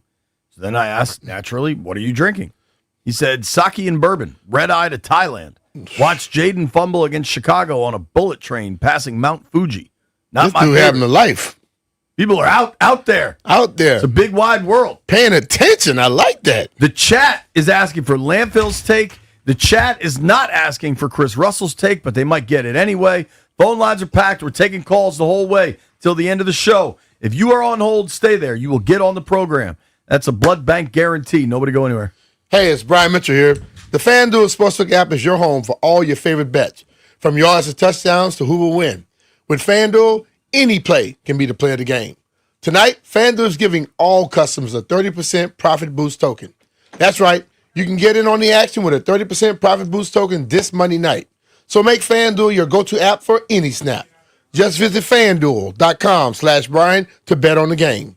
Play your game with FanDuel, an official sports betting partner of the NFL. FanDuel Sportsbook is the official partner of 106.7 The Fan. You have to be 21 years old and present in Virginia. Opt-in required. Bonus issued as a non-withdrawable profit boost tokens. Restrictions apply, including any token expiration and max wager amount. See terms at sportsbook.fanduel.com. Gambling problem? Call 1-800-GAMBLER.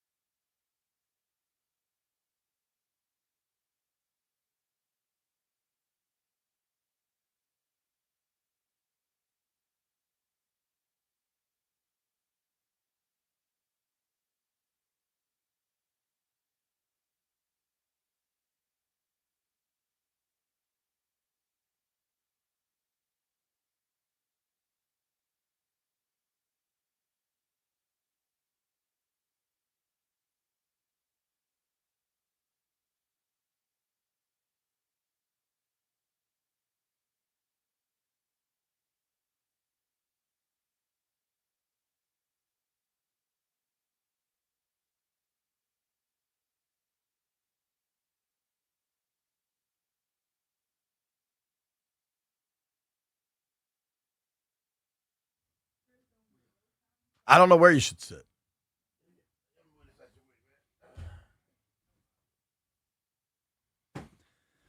Oh, buddy. BMitch and Finlay, 106.7 The Fan.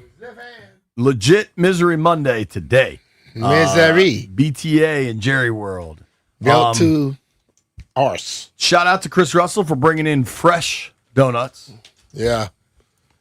I can taste the freshness. Wasn't from 8 weeks ago? I don't believe so. Nothing but the best for you guys.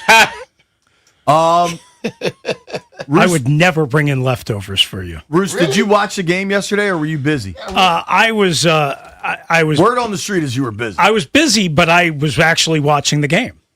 See that's How how do it you do works. both? Well, because I'm busy watching the game, B-Mitch, I'm taking diligent notes. I'm trying to study and analyze. I'm trying to break things down. I'm trying to get ahead of the scheme. Over that question I asked you. Yeah. How do you do both? Good job. Yeah. What's your blame pie from yesterday? I cooked dinner in the fourth quarter, by the way. You could. Yeah. It was written at that point. What'd you cook? It was written. Spaghetti? Little chicken and turkey sausage. Okay. Little boneless chicken, turkey sausage. You love some sausage. Yeah, I would hope that the sausage don't have no damn bones in it. I mean, you ever got a sausage with bone in it? No. He said, I had boneless turkey and chicken sausage. No, I said boneless chicken and turkey sausage. Oh, you didn't. You kind of said it weird. Turkey sausage is just like a cheap imposter of real good sausage. Yeah, you know, like, because if you're gonna have sausage, you want. I had some chicken sausage yesterday at the hotel, and that was. You look at it and look like sausage. You eat it, it's like this don't taste right. But if you're gonna have sausage, you want it to be sausage. You know. Yeah, I got you. Know what I'm saying? Yeah. Sure. You're the sausage expert. You're the sausage king of Chicago. Yeah, I don't know if you brought me in here to talk about sausage. Dave Froman. But yeah, it was I missed that. It was a brutal game, boys. As you guys have been talking about. I don't know who to blame more. I mean, both units sucked. Special teams did not lose them this game. I thought that would be a factor. I thought we would be looking at a Matt Gay missed field goal at some point. You know, maybe being the difference in the game.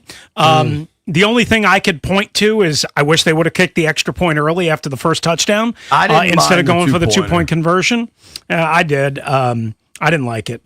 It's not the end of the world. Things, it proved I mean, wildly if Zach holds that block, they're walking in the end zone. Yeah, and that's fair. And that's fair. And that's the defense. I don't like chasing points at that point, but whatever. I mean, listen, here's the bottom line. I don't think it's chasing points in a game you know it's going to be high scoring. Well, isn't that technically the definition of when you would be chasing points? I think because you're at up that one or point, two. At that point, up 8-7, you're not trying to get to 3 because you think you're going to hold them at 7, and you only want them to be able to tie it on a field goal at the end. You know what I'm saying? If you do that in the fourth quarter, everybody understands. You do that in the third quarter in today's NFL, everybody understands. First quarter was early to me. Anyway, I know you guys don't want to argue about that. Listen, the bottom line is, and as much as I try and be fair to Joe Witt and fair to the defense, they keep giving up these crazy freaking explosives by colliding into each other.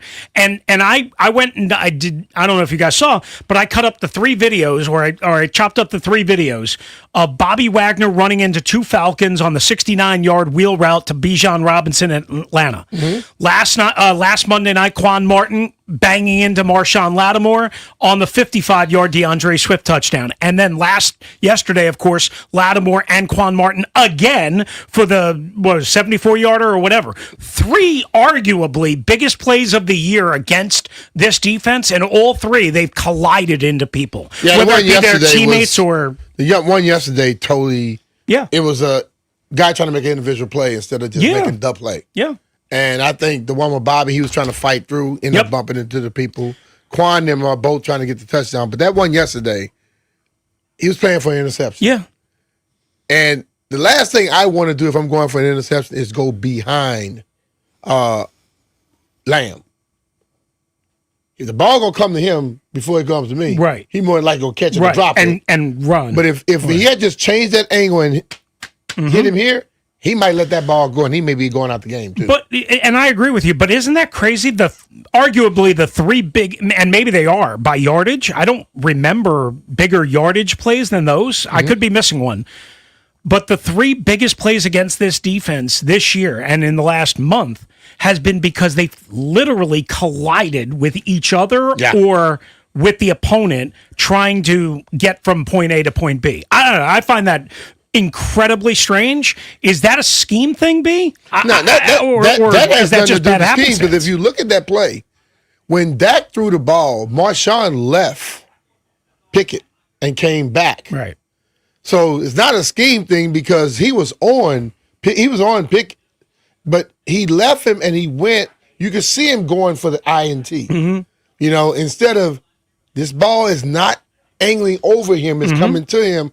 I need to hit him. Yeah. You know, so it's not that's not a scheme thing. Yeah. That is I didn't think it was. That's just bad luck, moments in the game. you know, bad whatever, bad juju. I don't know what you call it.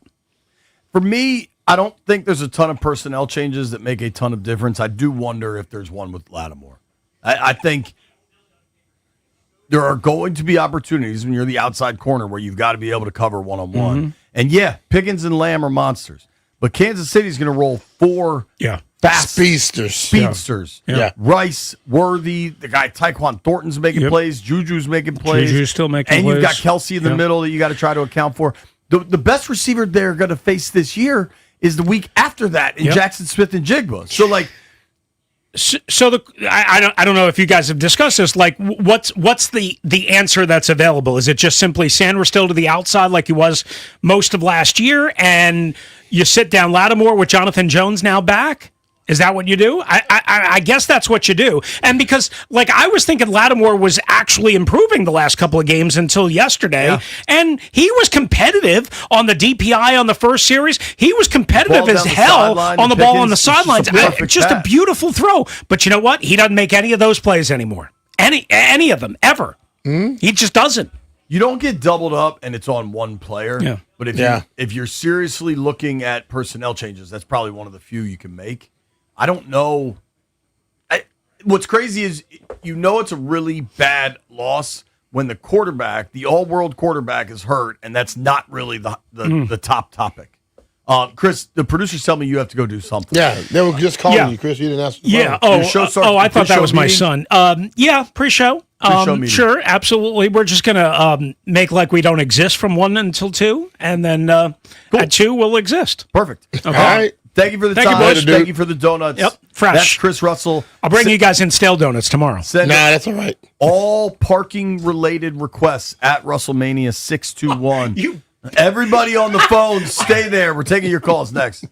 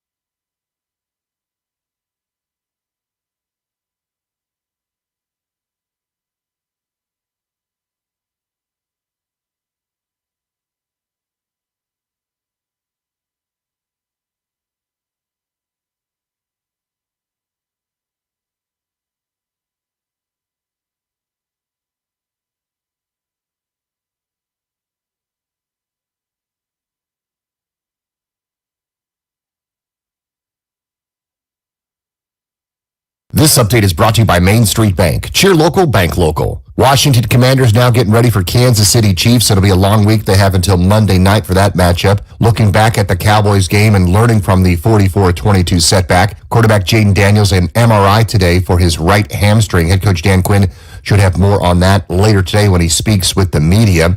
He talks about yesterday, the fourth quarter mindset. I like the group. I'm asking them to look at themselves. Where are we at? Where do they need to do better? Same thing with the coaches. It's got to come from ourselves first. But there certainly wasn't a spot on effort or that kind of thing. But in terms of execution and plan to the standard that we want, we're far below those standards that we've set for ourselves. Sunday night, San Francisco beat Atlanta 20-10. Other games involving teams in the division with the Commanders. Denver beat the Giants 33-32. Philly over Minnesota 28-22. Tonight's Monday night games, Tampa Bay against Detroit and Houston against Seattle on the Fan. ALCS Game 6 went to Toronto 6-2 over Seattle. Vladdy Guerrero, his sixth homer in the postseason. Tonight's Game 7 for a chance at the World Series. 8:10 p.m. first pitch. The Mariners' George Kirby against the Blue Jays' Shane Bieber. Canucks beat the Capitals 4-3 with 3 in the first period, snapping the Caps' win streak at 4 games. Caps host Seattle Kraken tomorrow night at Capital One Arena. Main Street Bank is a business-focused community bank proudly serving the DMV since 2004.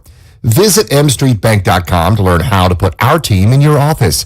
Main Street Bank, member FDIC, equal housing opportunity lender. Byron Kerr on the Fan.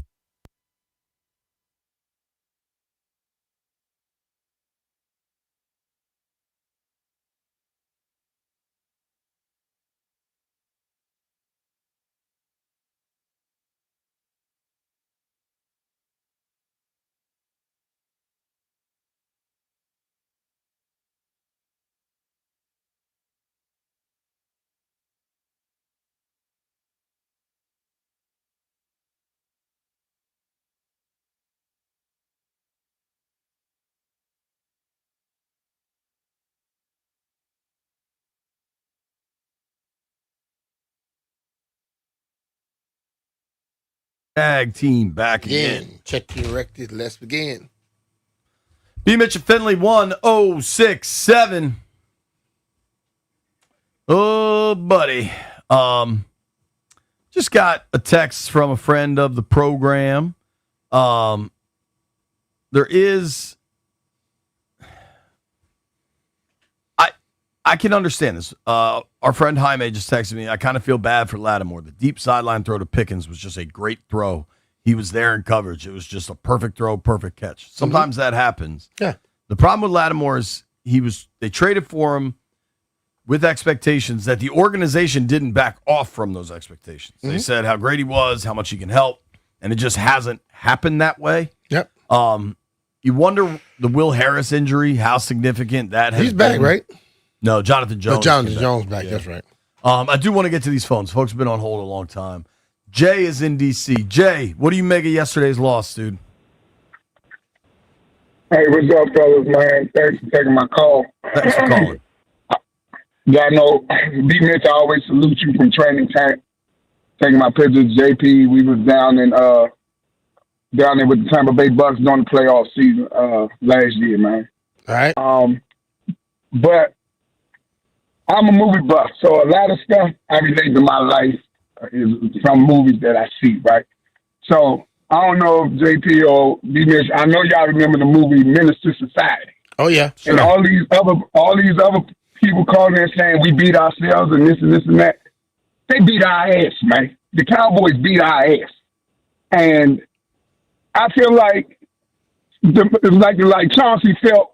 He said, "Hey, come look at this videotape, man. Come look at this fight. You knocking my man. Get on my face. Don't tell me nothing about no Kane. Forget Kane." And he didn't say Kane. That's how I feel about the Cowboys. They whooped us, man. But at the end of the day, what I have to say about it, because I have a youth organization. I coach football. I played football. You know what I'm saying? In college and all of that. Yeah, we're in the middle of a rebuild, man. And I understand that. We on borrowed time. We did more of what we should have last year, right? I'm going to give you that as a coach.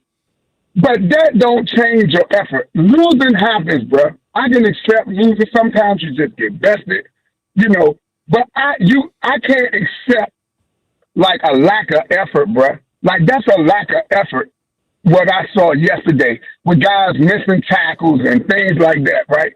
So Also, the same thing make you laugh will make you cry. So last year, when we beat Chicago on the last minute, it turned our season around. And we went on to have a successful season. They derailed. Same thing, fast forward this year, same thing happened with us. Hopefully that doesn't linger, but that's what it looked like it's doing, right? And it's turning to us, and now we having all the misfortune. Mm-hmm. It goes to a level of disrespect, man. The Cowboys, I went to the game a couple of years ago when Payne and Allen was fighting on the field and all of that. Yeah. That's exactly how this game felt, man. I was there in that, and they put up 50 on us, man. And it ain't nothing we can say. But the disrespect that Dallas had for us shows because it was second and 17 with 36 seconds left in the half. We still had 2 timeouts. They were on their, short end of the field. They didn't, just say, okay, we're going to go in the half and, just kneel on the table. They step back and throw the ball. So guess what? Even if you have an incompletion, that starts out. They don't care that we got 2 timeouts still remaining. They just show them that we don't have no respect for y'all defense or y'all offense. And so that, to me, goes back to coaching, man. And it's coaching on both sides. From Cliff, look, Brian, Mr. Mitchell, I'm sorry to say, I know you say you don't call for people to be fired and all that. That's not going to change it. Maybe it won't. But something got to happen. Somebody's head's got to roll where it got to be players for continuously doing the same exact thing and getting penalties and things like that. You as a coordinator, Cliff, right? Yeah, injuries happen. You can't run the same offense with Terry and them out there and still put Jaden Daniels back in here in this same type of offense when you don't have those. And that's why Shorty wasn't getting those runs, because they were playing everything uptight. I'm not afraid of you over the top, man. So that's what changed, and Cliff refuses, I think, to evolve, not just adjust, but evolve from last season when people got film on you. And this is the last thing, and I'm going to let y'all go. I appreciate y'all listening. On the defensive side, I want to ask Brian, Mr. Brian, what is, if you look at Joe Witt, it's 26 games into the season, or into his tenure here, right? Mm-hmm. Tell me one thing that his defense has ever been good at. You can't. You can look at the boy down there in San Francisco. That defense coordinator. They got something going, something good. The guy over in Buffalo, their defense is fast and they're coming after you. Raheem Morris, their defense is coming after you. Chabos, their defense is aggressive. Be good at something. You can't be bad at everything. BMitch, you know that. He won't put Jordan McGee every time he get in the game. He flash, bro. Every time. B-Wags, you don't change.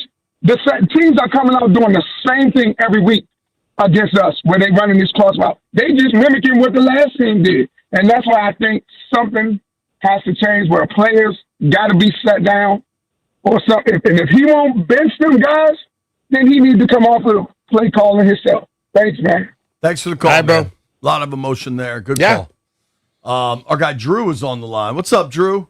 How you feeling, buddy? Hey, look, it always sucks after a loss like that. And I agree with you, JP. We got spanked yesterday. Chicago, we beat ourselves, but we lost to Dallas yesterday. And today is about blame. So I'm not talking about fixes, but there's a lot of blame to go around. And I said when they hired AP, I was going to give them to the fall of 2025 before I said anything negative about Adam Peters.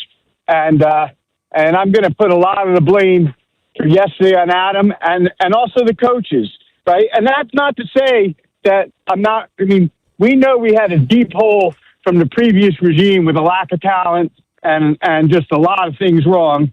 And we also know those guys did a good job last year, so we know they can do it, and there's good things that they've done. I'm not trying to take away anything from that, and I'm not trying to overreact and say we should be firing people.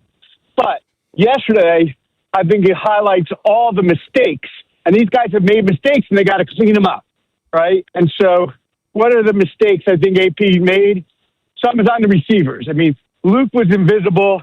I like Zach Ertz, but he's getting a little, age. He's showing up. I think he dropped 4 passes yesterday, send it, drop the pass.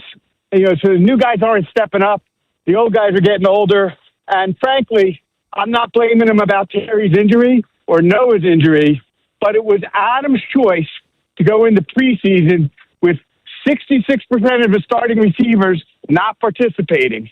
And yesterday we had 100% of the starting receivers not participating, and we could have gotten someone else early. Can't do much about it now, but we should have been looking about that.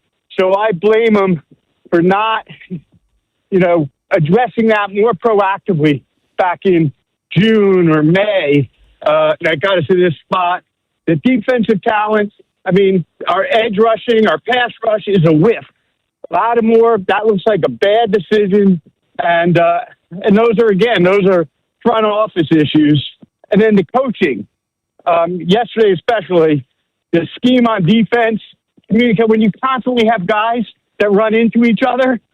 Give me a break. And a lack of tackling, if it was one guy not tackling, I would blame that guy. But when you have everyone not tackling, that's a problem. And then on offense, look, our offense against man defense is not good. And that's something we should be able to address. And mostly, I think, especially there's a motivation issue. When you're down the wide receivers they are and they man them up, you're going to have trouble. I understand. And look, the injuries don't help. Don't get me wrong. But I felt last year that all the guys had a common thread that they were rallying around. I think for different reasons, they all kind of had a chip on their shoulder, right? I think some of the old guys like Bobby and Ertz were coming in with something to prove. The young guys want to show they belonged in the league. DQ wanted to show that Super Bowl wasn't, a fluke. And so they all kind of rallied around having a chip on their shoulder and, the brotherhood. And this year, I'm not seeing the unifying theme. And I think if they don't get something to bring the team together, we're not going to see progress. But, like I said, this is about just blame for yesterday. And it doesn't mean we're checking out or we want anyone fired, but they got to identify the problems so they can start fixing them. Thanks for the call, Drew. Appreciate you, bud. Okay. Take care. All right. That was fair. We talked, honestly, when the Noah thing happened and they didn't put him on IR, you and I said, I think the biggest questions are for the construction of that room going back to February and March. Mm-hmm. And the refusal to bring in, the refusal to spend moderate money at the position. You obviously spent some high-end money with Debo and Terry. Yeah. And then you've got two young guys on rookie deals that are relatively cheap in Lane and Luke. Yeah. And kind of that middle ground, you could have signed a veteran with a consistent health track record, and that was just good. Like, Noah Brown's a good receiver. He just has never stayed healthy in his career. Yeah. Like, you could have found somebody with Noah's productivity, but that was healthy, and brought him along too. Like, all the guys they brought into camp, all the vets they brought in were like these reclamation projects. Mm-hmm. You know what I mean? And the reclamation did not occur. All right, I'm going in chronological order. Our boy Los in Severna Park. What's up, Los? What up, Los? What's up, guys? Listen, it's bad. It's bad. But the first thing, I'm going to make Lance so happy. I'm going to blame the alumni, okay? I'm going to blame Jolie Salavea and Mike So. No, I'm just kidding. I'm not going to do that. But listen, we said that last year's roster is going to be better than this year's roster because we all think that it could have gone better. It's bad, And I did listen to you guys saying that the whole world is watching. You're getting calls from Norway. You're getting texts from, Tokyo. We've had 10 primetime games this season, and I love it. I'm not like everyone who thinks that, it's bedtime during my time. No, I want to see our team nationally televised. And it stinks that we've lost majority of our games that are primetime, except for the Chargers game. Now we have to go to Kansas City and put this product on the field. This is the price that we have to pay when we are good, because the whole world wants to see Jane Daniels. The whole world wants to see the team that they saw last year. We're not going to get that. So, we have 10 primetime games this season, Hard Knocks as well. So that's what makes me feel bad that, we have to endure this pain and endure this ride. And it's possible that we're going to have new coaching staff. next year because Cliff Kingsbury most likely is gone because he's going to be a hot commodity for coaching staff. Joe Whitt may be gone. I'm surprised that he won't be gone. New DC, new offensive coordinator. And with the new offensive coordinator, I just want one running back like these good teams have that can carry 20 snaps. I'm tired of these 3 running back systems, running back by committee. And I'm not trying to crash out like I did last week, but we got our asses beat. I'm sorry for feeling this way, but I just want consistency in a football team. And I know that this is what happens when we have nice things. We don't know what to do with them. So I'm going to try to remain calm, but that's my take on it. Thanks for taking my call, guys. Thanks, bud. Appreciate the call, Los. The multiple running back thing, Los, that's going to be around for a while, bro. There's not many of them out there that just handle it all by themselves. Yeah. I mean, hell, Bijan kind of splits carries. Yeah.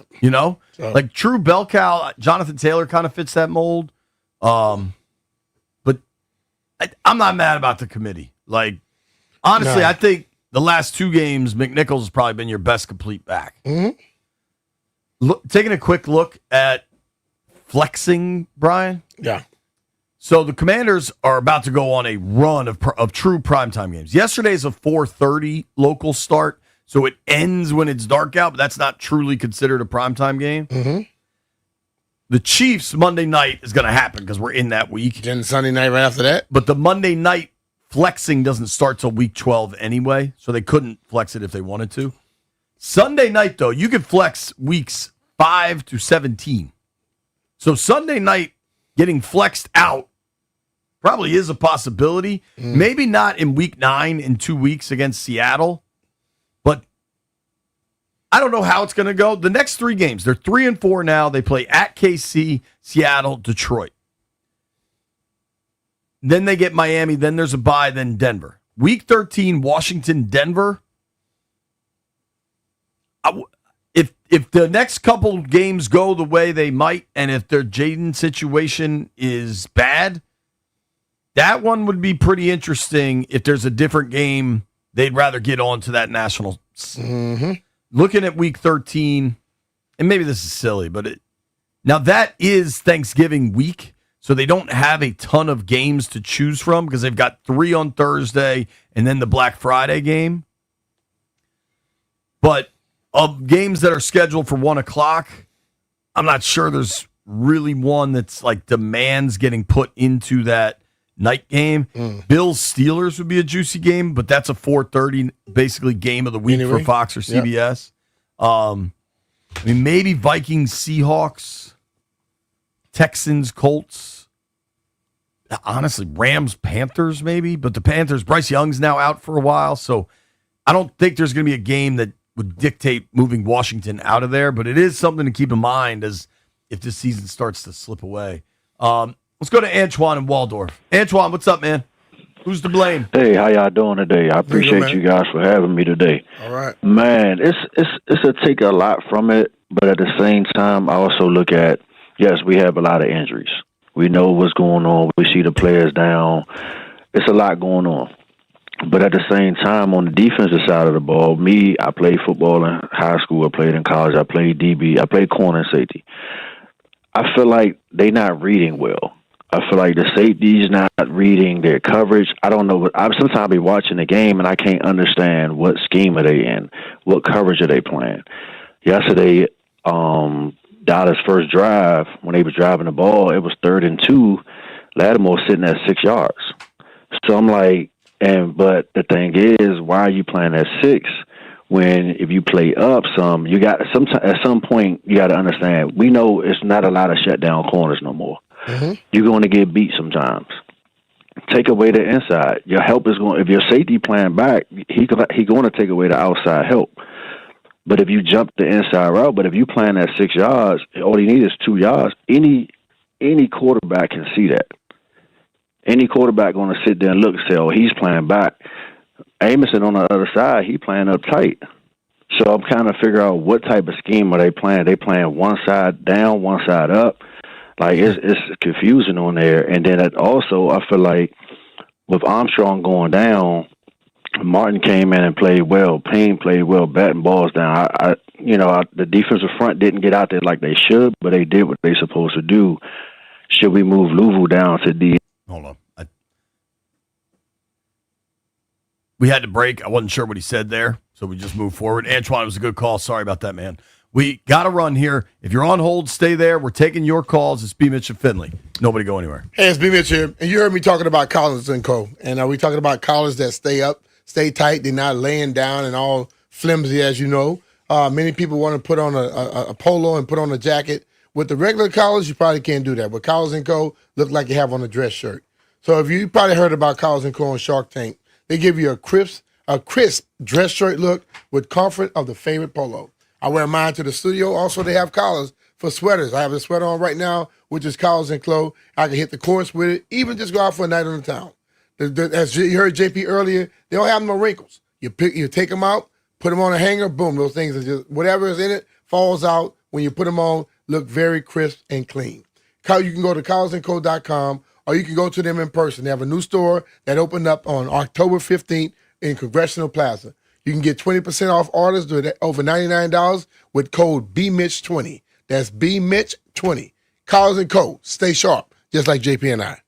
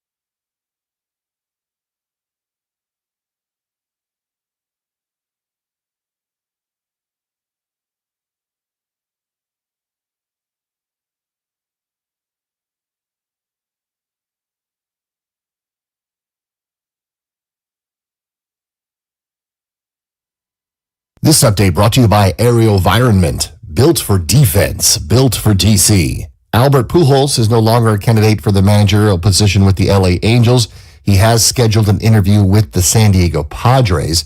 The Orioles had previously reached out with interest in Pujols, though an interview has not been scheduled. This is from Alden Gonzalez of ESPN. Tonight's Game 7 in the ALCS is Toronto versus Seattle after Toronto won yesterday 6-2. George Kirby opposes Shane Bieber. First pitch at 8:10 p.m. Commanders looking ahead after the loss to Dallas 44-22. Jaden Daniels with an MRI today to take a look at the right hamstring. Head coach Dan Quinn should have more information later today. AV is built for DC, built to innovate at the speed of intelligence, built to deploy solutions that give our warfighters the edge, built for now to defend our future. When the mission matters most, DC turns to AV. Visit avinc.com to learn more. Byron Kerr on The Fan.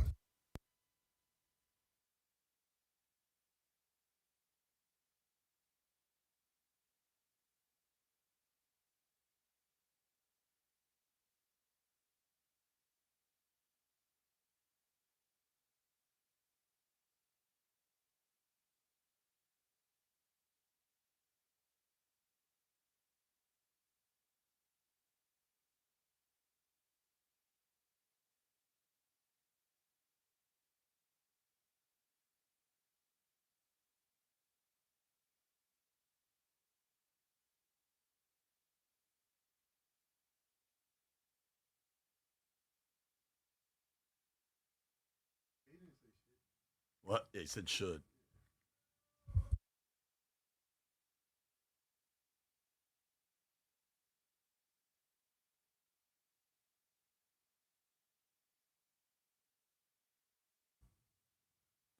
BMitch and Finlay, 106.7, The Fan. Man. Landfill playing a little, I think that was Arcade Fire. That was who? This band I like. Also, shout out to Antoine and Waldorf. Sorry, I misheard something there. You get a green light to call back sometime. Now, there's a bunch of folks. I'm going to try to, Jeff, for the sake of time, lock the phones now. If you're on hold, you're getting on the air, but we're not going to take any more calls because I don't want to lie to people. Joe is in Manassas. Joe, talk to me. What's up, fellas? Love the show as always. Thanks, buddy. I got a couple questions for BMitch. You know, I understand like what you're saying. The defensive line gets pressure on the quarterback. That helps your back end. When do those guys show up? You know what I'm saying? Because we're not getting the pressure on there. So when is Witt going to say, hey, maybe Lattimore can't do it. His technique is all wrong. He's getting turned around sideways out there. When are we going to send a corner blitz or send a linebacker blitz or send something to help the guys in the back end? What are we going to do that? Because we don't have the personnel to do it right now. I don't know when they're going to do it. It ain't my damn job to do it. My question is, I keep saying pass rush affects coverage. That's what I'm saying. Everybody can't just blame the one guy in the back that who happens to be the one where the spotlight is on. So if they're not getting pass rush, when does the four guys up front get pressure? When do they start winning their jobs on a consistent basis? Is that all about Joe Witt? Is that all about Nick Lattimore? Or is it about some guys just going out and understanding I need to be better? When does that happen? It goes back to the season before in the off season and saying we need to address this position. So right? so you blaming Witt for not addressing the position? Why? You blaming Witt for not addressing the decision? No, I'm blaming Witt for not changing up and getting smoked on big plays all day in different games. Okay, so you calling in as if I haven't discussed that. So just because I played don't mean I'm going to be answering a damn question for you. I don't think I'm not calling in to say that. I'm just saying you talk about getting the pressure up front. Yeah, I do. Yes, but if we don't have the personnel to get the pressure up front and we're still getting turnstiles and big plays on us, then Joe Witt needs to do something. Well, the whole team needs to do something. It ain't just on Joe Witt. Well, agreed. We need to tackle better. They need to have a better attitude. And I have said that every damn week. So for you to call in and say I want to talk to BMitch as if you're addressing me directly, you must not listen. You're the host of the show, so I'm talking to you. And I'm talking to you. So when you address me, I'm going to address you. I thought you were asking me. I just asked you a simple question. How are we going to get more pressure? I don't know how we're going to get more pressure. I can't tell you that answer. I don't have the answer to that. Well, then we're going to continuously lose games because they can't cover in the back end. So Joe Witt needs to do something that we don't know about. When I see Joe, man. I'm gonna tell him that you said that. Thank you for the See call. if he gives a damn. Jamal is in D.C. Jamal, what's up, man? BMitch, JP, what's going on? What's up, Jay? Man, look, man, that tough loss, man. They BTA'd us yesterday, man. It's very disheartening. My blame pie is simple, man. I'm going 50% players and coaches, the other 50% AP and them for putting the roster together. I felt like we, as a fan base, sometimes we love the team so much we tend to overhype things, man, and we definitely overhyped this team a little bit, bro. And again, we can only judge off the performances. Like I'm a firm believer in you are what your record says you are. And right now we're an under 500 team, and it doesn't look good moving forward.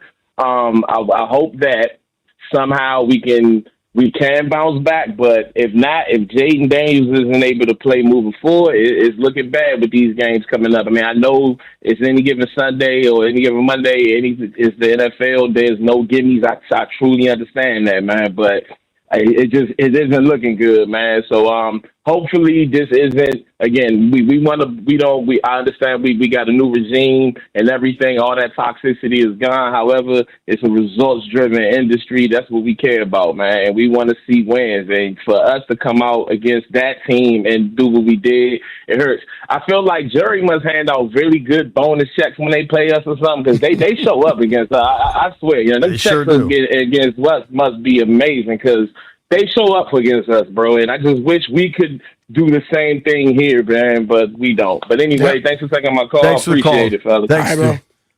All right. Ryan is in Connecticut. Ryan, what's up, dude? Hey, guys. How we doing? Good, man. Yeah, I agree. I think if you asked any realistic Commander fan before the season with the schedule in front of us, a lot of guys would have said better roster, but maybe a worse record due to the strength of schedule. But I don't think we could have ever, pictured it to be this bad.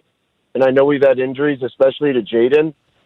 But like everyone's saying, the defense has been deplorable this year. And the things that worry me are a couple things. We bring in guys like Lattimore. Obviously, he's played poorly. But guys like St. Juice, Cam Curl from a couple of years are now ranking in, the top 20, top 15 in corners this year. And I know that's scheme and defense. What I worry about going forward, though, is we have now pigeonholed our roster to be reliant on plug-and-play free agents. We don't have the picks. Defensive line-wise, we have Armstrong, Kinlaw signed. We got Payne for another year, technically, but that's looking like a franchise tag or a trade away if we need to with the money left. And I worry that going forward, we're trying to build a culture, we're trying to build a defense. I don't know how you can do that with lack of picks and just continually trying to sign big agent free agents to build something on the defensive side.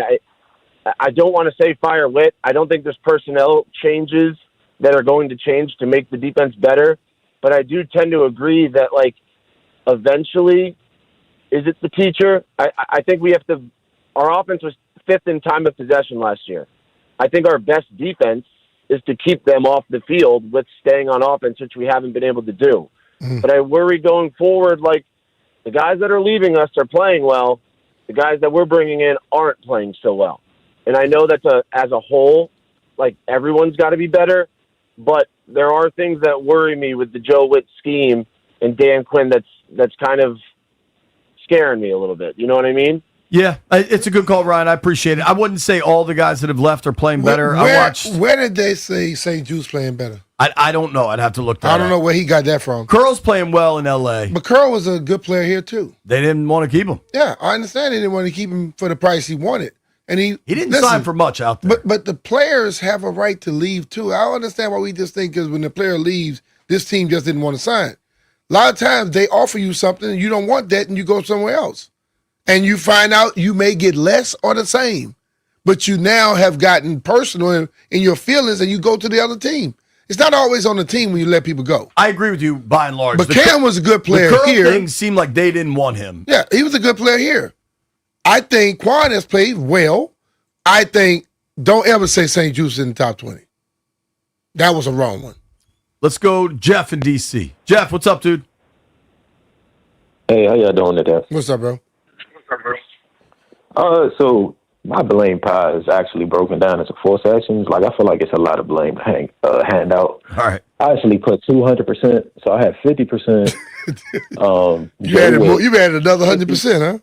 Yeah. It's that bad. It's that bad. 50% Joe Witt, 50% Cliff, 50% Adam Peters, and 50% Dan Quinn. Well, let's start with Joe Witt. His zone coverages are horrible. It's 3rd and 7, soft zone. Bobby Wagner, great previous player, but as of right now, he can't run. Like he can't keep up with a slack receiver. That should never happen. That's a scheme issue. If the Keys catch that ball versus the Bears last week, it's a touchdown.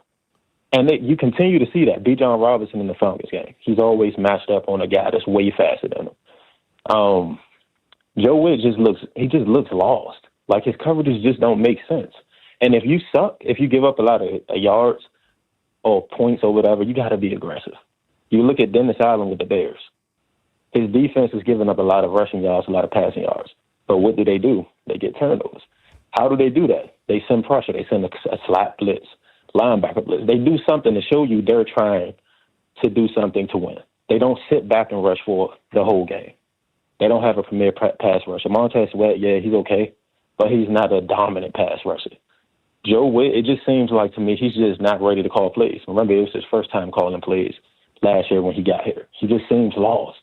And I just feel like this team is ready to compete. I just don't know if the coaches are, like coordinators. Cliff Kingsbury, he seems to not adjust to teams. Like, I know they have so many injuries, but against the Bears, they loaded the box the whole game. Each time you went down the field, it was a big play. The Bears secondary is horrible. The Dallas Cowboys secondary is horrible. Again, I know we had injuries. You have Lane, you have McCaffrey. They make mistakes. We understand that. But you continuously go to a guy like Chris Moore who drops the ball. Every 3 passes he catches, he drops 1 or 2. Jeff, I got to run, man. It's a good call. It's a good call. We got a boogie here. Thank you. I got 3 more callers. I'll get you on the other side. Nobody go anywhere. BMitch and Finlay, Grant and Danny starting at 2.